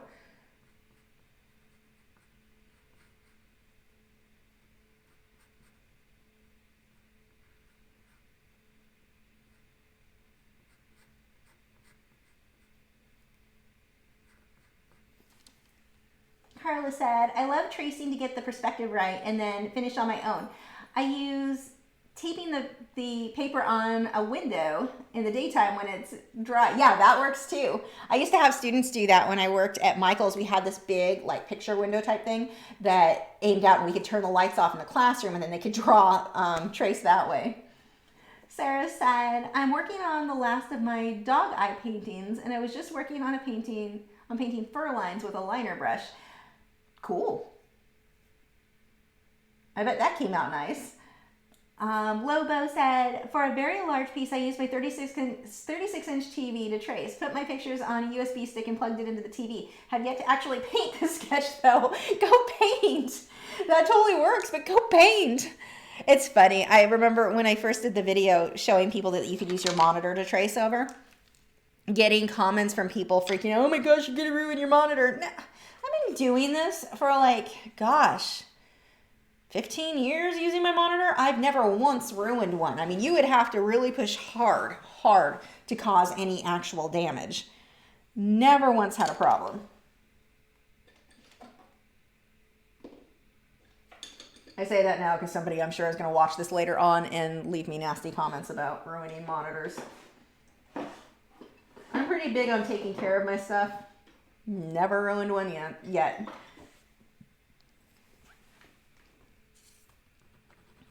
So this here is actually a white petal, but it's in shadow. Look how dark that really needs to be. And it'll even go darker on some of these areas.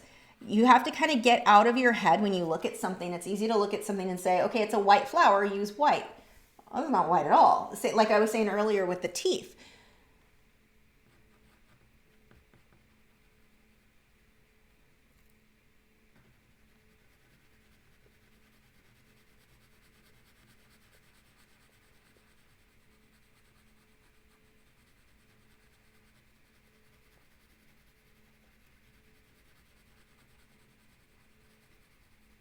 I'm just going back and forth over this to make sure I've got a good amount of pigment on there, so when I do blend out with the OMS, it won't be all grainy and gritty. Let's see. Just missed a few questions here. Nikki said, do you look, hey, don't like yourself on camera. It's family friendly.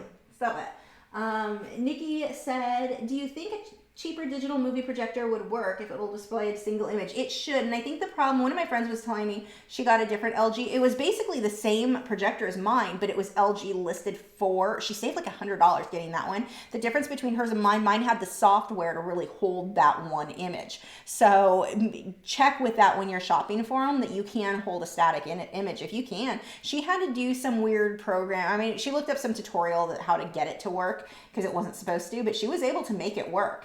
And she saved, in her case, she saved $100 versus the one that it was $100. Maybe it was more. She saved a good amount of money. Pamela said, I've been playing with the Draw Lucy drawing tool. I've seen the ads for that.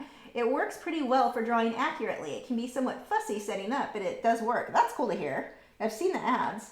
Angela said, thanks for the recommendation of the No. 2 Hog Liner brush from Master's Touch at Hobby Lobby. Finally got one. Game changer, isn't it? So I love those brushes. All my others were too weak, soft. It has the perfect stiffness. Yeah, and that's what I found, because I used to use the Taklum bristled liners, and they work. I can still use them. But my gosh, these ones, that synthetic hog hair, the oil brushes, they're amazing. Like, that's, whenever I go and they're on sale for 50% off, I just buy a whole bunch of those because they're phenomenal. Whoops, there we go. Elaine said, I wanted to thank you for the critiques. Now that it's not that it's not worth it, but some artists charge $25 and I can't afford it. Well, I'm glad I could help. I actually need to do another one here soon. For sure, we've got to do another. Oh, this time it's going to be from people who submit over at MeWe. But I need to figure out what day it'll be very soon. We're going to do another one. Shreya said, bless your heart and soul. Yes, your sense of humor is so amazing, and I always watch your videos more than once. I always love your tutorial. The MVP of the art world. Thank you so much. You are too sweet. Carla said, when I use a monitor, it moves because I touch the screen. Yeah, because it's a touch screen. Yeah, that would definitely not work out too well. Okay, let's see. This fades to a lighter tan. Actually, I could probably just use this a bit and let them blend together for the base layer anyway. The other thing to watch when you are drawing, don't look at something and see it as one color. It's not. I mean, even here, I've got this golden color that fades into a lighter bit. You've got so many colors, so many different things fade. So you get like questions a lot. Newer artists will ask, what colors do I use to draw skin? Well, first, there are a million skin tones under the sun. I mean, we're all different. Heck, even me, if you look at how pale I am with the lighting on my face versus my hand, difference in lighting makes a huge difference on the same person. So there's no one right answer there. And you, like I said, you change the lighting. You put one hand under a blue, you know, add blues or purples, and that's going to be different than under warmer lights. So there's no one right answer. You want to look at whatever reference photo, or if you're drawing it from life, that works too. I don't know why this is big here. I'm just going to turn that into a petal. It's not. It should be the background, but it'll be easier to make it a petal than match the background perfectly. But anyway, look at your photo and look at how many colors are in the one color. Don't see it as it's a white flower, it's white. So not only is it not white, it's got variation. The variation from lights into darks and then more darks. I've got to add a bunch of more darks. Grammar. That is really this is what starts giving you that depth in your work and making it look more three-dimensional than if you just look at it and say, oh, that was tan, and you shade the whole area in tan. It's not. Look at the photo. Look at the shadows. Let's give some posing. Hold on. Let me make sure you guys can see him clearly right now. We're taking photos of that. That is an Instagram post if I ever saw one. Hold on. We want to make sure we've got a nice... Oh, just so you can clearly see this after the live stream. Oh, that's blurry. I will post this because that's kind of amazing. That is classy, Gibson.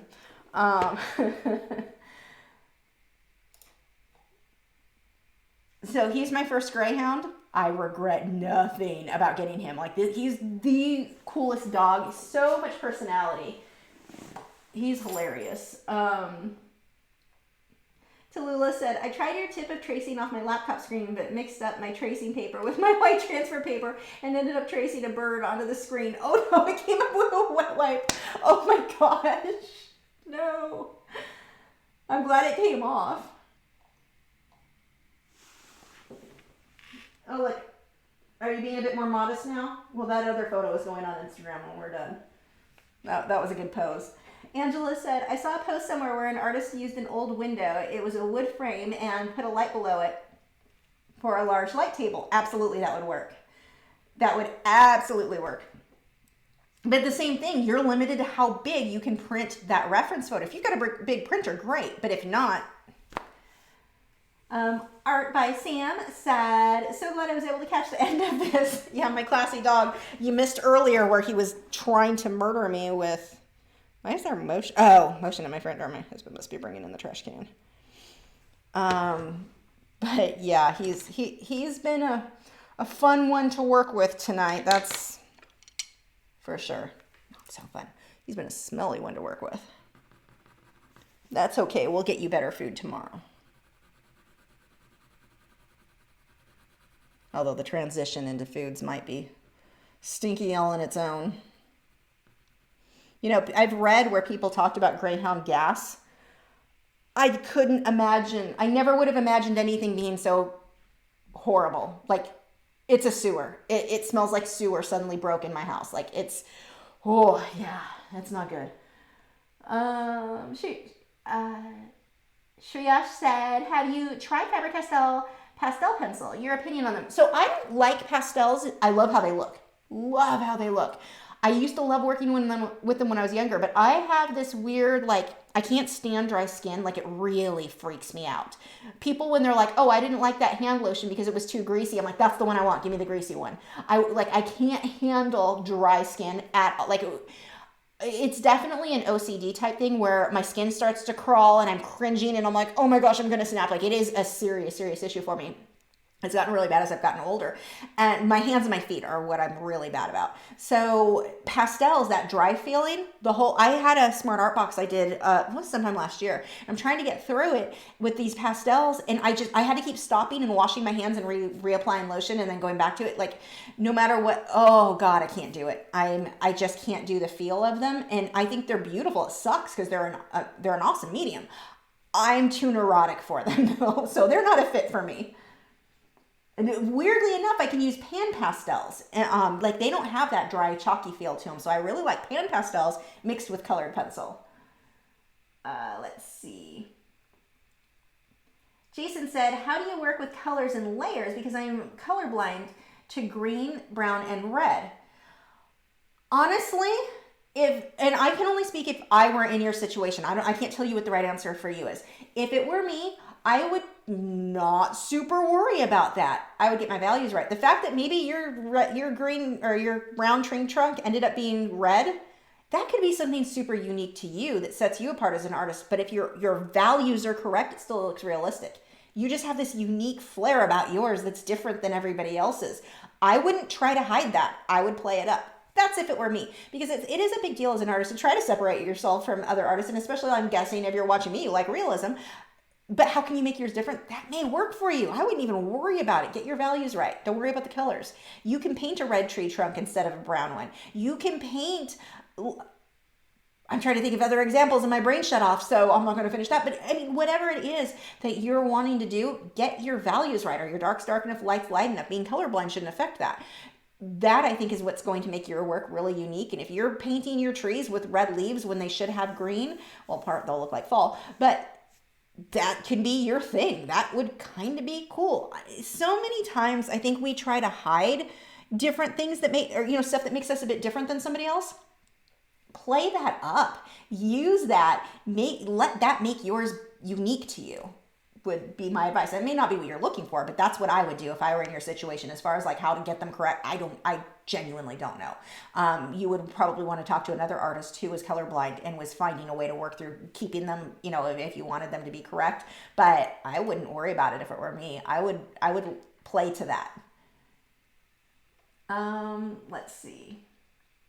Nick said, what could possibly be better than one greyhound than his brother living with you? Nick, don't help. So I posted over on Facebook. What day was, I don't know, last week. So he has a full brother, his litter mate. His Notch is his current name. He is another black greyhound, and he still needs a home. And so I posted, if you guys, everybody loves Gibson, who's amazing. Somebody can, if you're in the Dallas area, his brother is available. And that post, so usually I know how a post is going to turn out. That wasn't what I was expecting. All it was everyone trying to convince me that I needed him. I don't want 4 dogs. I still have my 2 Italian greyhounds. When one of them passes, I will get another greyhound. I do want eventually, my end goal is 2 greyhounds, and only 2 greyhounds. But everybody, Nick was one of the worst. Nick named him Fender. Everybody was trying to convince me that I needed to go get him. And I'm like, part of me is like, maybe, but I really don't need 4 dogs. Like that's a lot. And Gibson, I've just so been enjoying spoiling Gibson and just having the one, like he likes to go with us in the car places. It's so much easier just with one versus if I had 2 to bring, because I'm not going to leave one home. So yeah, Nick, don't help. That post was the opposite. I wanted somebody to adopt him so I wouldn't be tempted to do it myself. And when I do get 2 greyhounds, I don't want 2 black dogs. Because when one of them is across the yard digging in my plants, I want to know who to yell at. I know that's a weird reason. Or somebody's in, Gibson, who is a thief of all hand towels or wash rags or anything like that. I need to know who to tell to drop it. I need to know his name to yell out real quickly. So that was kind of my theory. I'm like, I don't want 2 that look exactly the same. So yeah, Nick is not helping. Let's see. Joe said, traceables are commonly offered among teachers on Patreon for a lot of graphic, simple images where the term came from. See, and that would kind of make more sense with the more graphic type things. I could get that. Also, you can't go under the easel. He can't make it the full 2 hours. When we come near the end, he's like, yeah, bored. Here, I came prepared tonight. I'm going to try tossing treats behind us, and we'll see if we can keep him busy. You want treats? Look, they're in your bed. Whoops, one's on the floor. Go hunting. Look, over there. You're not picking up on this, are you? I've never thrown treats for you. Oh, they're all over the place now. There you go. Now you have something to hunt. They're all over down the floor too, so I probably made my life a little worse. There we go. Thanks, Joe. I wondered where, I'm like, I don't know who used or started that traceables term. That helps. Nancy said, Gibson gas. I have 3 German Shepherds, 2 seniors. I feel your pain. I'm glad it's not just me. I'm really really sensitive to smells. Like, not necessarily that it makes me sick. It just, I like to smell nice things. And I like, oh, what are you bumping into? I thought that might end up backfiring. I love my Scentsy. I love happy, nice smells make me feel so happy. And now I've got sewer butt over here. Yeah, it's unpleasant. Angela said, always love the chat here. Spend so much time reading everything that I miss so much of the art and always have to watch twice. Easily distracted. I don't even get much art done on these because I'm busy chatting with everybody. You didn't miss much. Art said, random question. How do you balance pride in your work and humility? I don't want to come off as pompous, but I also want to show that I'm happy with the progress I've made. Here's the thing. I would say you absolutely should be proud of your work. Now, don't go posting in groups like, this is the best art in the history of art. I knew someone who, actually I knew an artist who wasn't very good.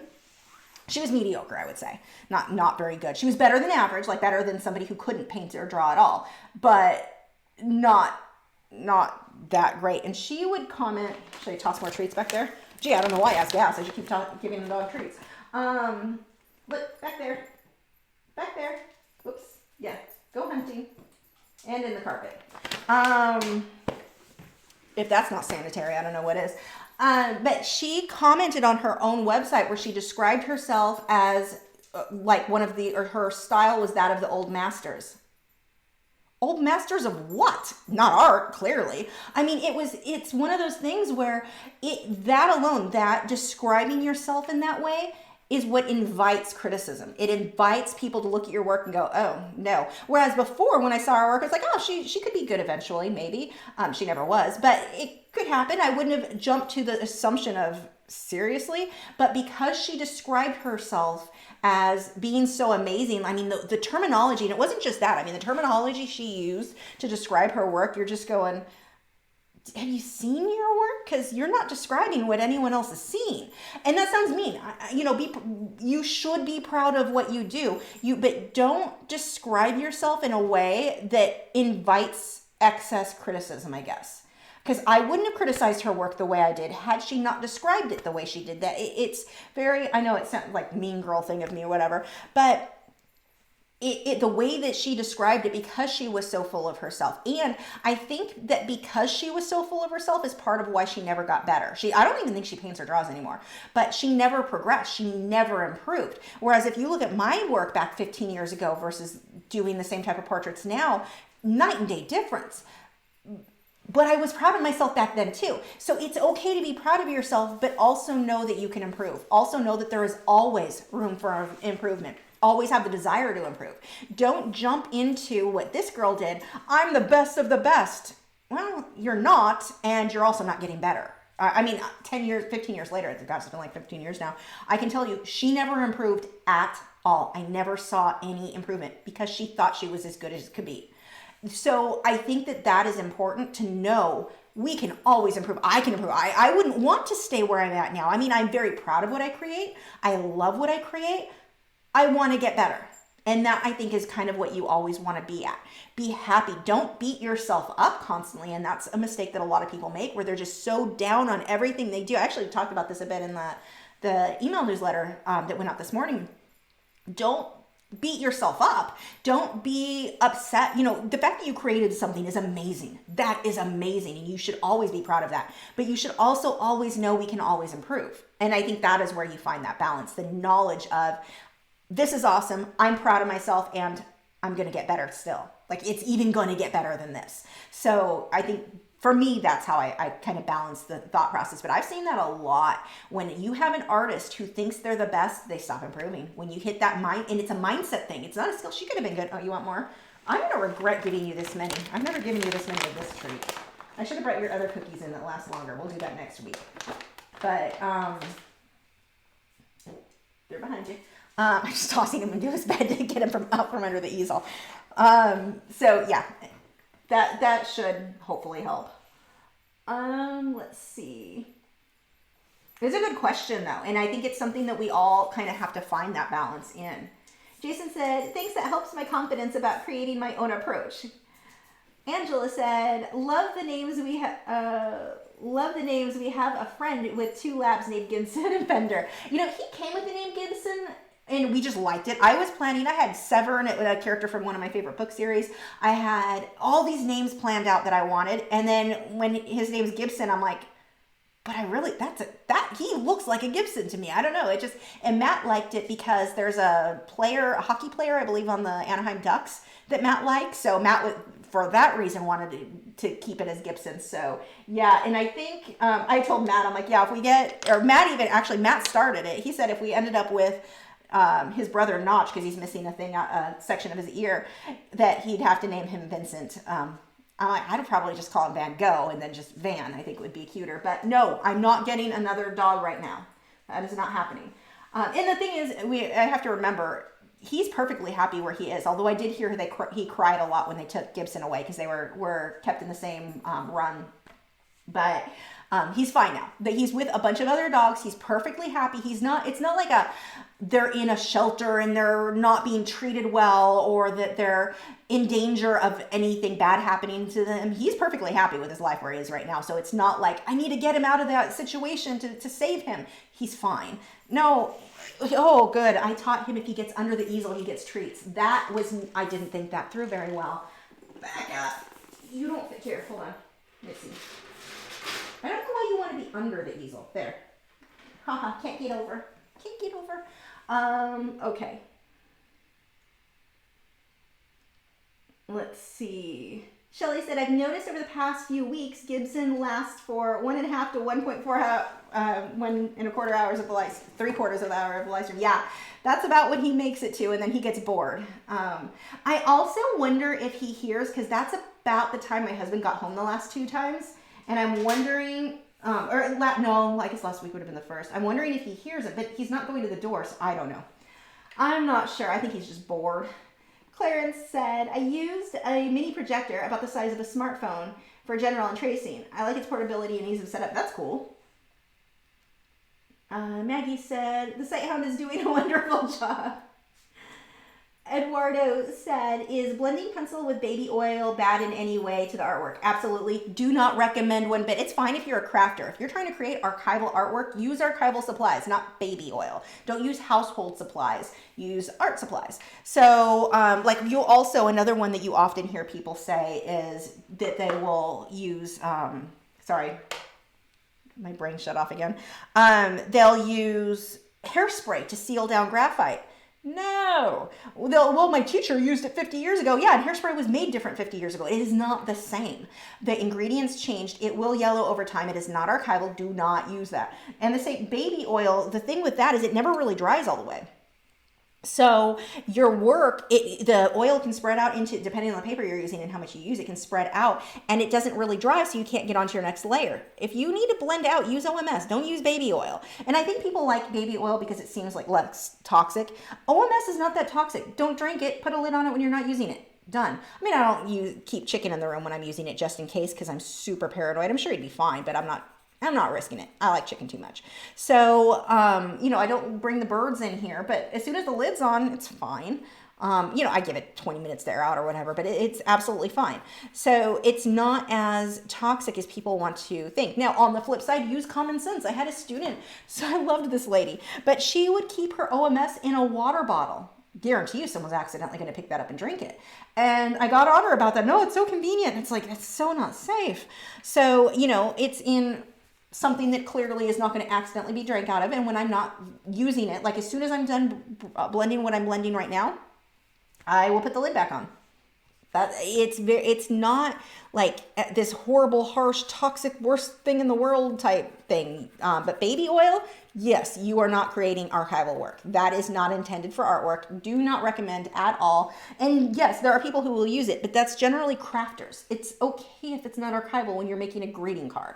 Not so much when you're making artwork that needs to last. And you've got to keep in mind, a lot of people think, well, as long as it looks good now, that's all that matters. And you hear that, or a lot of people kind of think that when it comes to like the light fast ratings, whether or not a pencil or a paint will fade. A good example, someone in our art group she shared a photo. I need to see if I can find it, but she shared a photo. There was a painting that her and her husband had saved up and bought like 30 years ago. Beautiful sunset. She loved it. Doesn't look the same. She showed, you know, the before and after. It's completely faded. Or maybe she didn't have the before. Maybe she just had the after. But it completely faded. And so as a buyer, that sucks. She spent hard-earned money that they really saved up for months. They wanted that painting. They wanted it to look like that, not to fade in 30 years. So you have to be responsible as an artist and use materials that are going to last, that are going to be archival, and not baby oil. So I'm just like lecturing away tonight. Let's see. Yes, Gibson does like being near me. He's on the carpet looking for the treat. I think he must have found the treats I threw over there. It's a shag carpet, so he can really hunt. But yeah, he's very clingy. Like I'll be at the computer and he'll like try to force himself in between me and the computer and lay his head on my leg or on my arm as I'm typing. He's so sweet. Sarah says, speaking of old masters, I think I heard Leonardo da Vinci pretty much always thought there was something about his paintings that could be improved. Yeah, and there should be, because when you stop thinking that, you stop improving. You stop looking for that way to improve. Shriyash said, you are never mean. You are giving no BS advice. You are already a master and learner as well. I think every artist should at least view your video once and then they get better. Thank you. Veek said, I use carbon paper between my printout and the final paper. Is that acceptable? It should work. It should. Double check that, because I think carbon paper, it's just like the graphite transfer paper. It should be very similar, like the same thing. You should be fine. You just don't want one that is like a wax base, because that can kind of affect, depending on what medium you're going on top of it with. Laura said, the only exception I'd say is if you were just making prints of your work and not worried about selling the original, then use whatever you want. Absolutely. That is a very good point. So, and that would be like me using Inktense. I'm not comfortable selling Inktense because I'm afraid that's going to fade, but I will sell the prints because they're just prints. So no, very, very good point. If you do like using mediums, let's say you like baby oil or you like using, some people will put acrylic paint. Oh, good. You found it. That's a worse way to get around. Never mind. Come around this way. That's even worse. Nope. That will knock over cameras. You go that way. My plans, he's outsmarting me, but where was I going with that? No, yeah, like some people want to put gel pens or acrylic paint on top of colored pencils. That looks good temporarily. If all you're doing is making prints though, you're fine. Just don't sell the original. That would definitely be that's a good example or a good exception. Jagger said, how do you stop color from getting in the OMS from your brush that you're using? Well, the color is going to get into it a little bit. It's usually, I don't know if you can see it. I don't want to tilt it. It'll probably leak a bit. But you can kind of see here, a little bit of color builds up in there. It doesn't matter. OMS is a brush cleaner. It can be dirty and your brush is still, you wipe it off on your paper towel and it's clean. So that's not something that is a bad thing. But you do want to wipe your brush off. You can see here, let's see. This is from my other flowers that I was working on. I don't know if it's showing where you can see, but you can see color on there. So what I do is I dip it in the OMS and I dab it on here and I clean off whatever color so the brush is clean again. Okay, 10:01. My in and out is waiting for me. So, and Gibson is back to the worst possible place ever. You're gonna knock important stuff over. Back up, back up, back up, back up. Go around. Nope, go around. Go around. There you go. Are you very, very bored? I'm sorry. We're done. Oh, why do I always wait till the very end? Make sure to check out our moderators' channels. Nick and Joseph both have art channels here. They are really good. You definitely want to subscribe. Say thank you to them. Hi. Kiss your snoot. Yeah, I think that's it. If you're in the Dallas area, his brother's available. Go to greyhoundsunlimited.org. Greyhounds Unlimited. Just do a Google search. Somebody needs your brother. Huh, if he's half as good as you, he's a good dog. So, other than when you're trying to live stream sometimes. Anyway, I will see you guys next week. My next project after this one is an oil over acrylic portrait of my neighbor's dog. So, that will probably be next week. I'll see you guys later. If I can figure out how to end. There we go. Nope, still going. That button's not working. There we go. Okay, bye.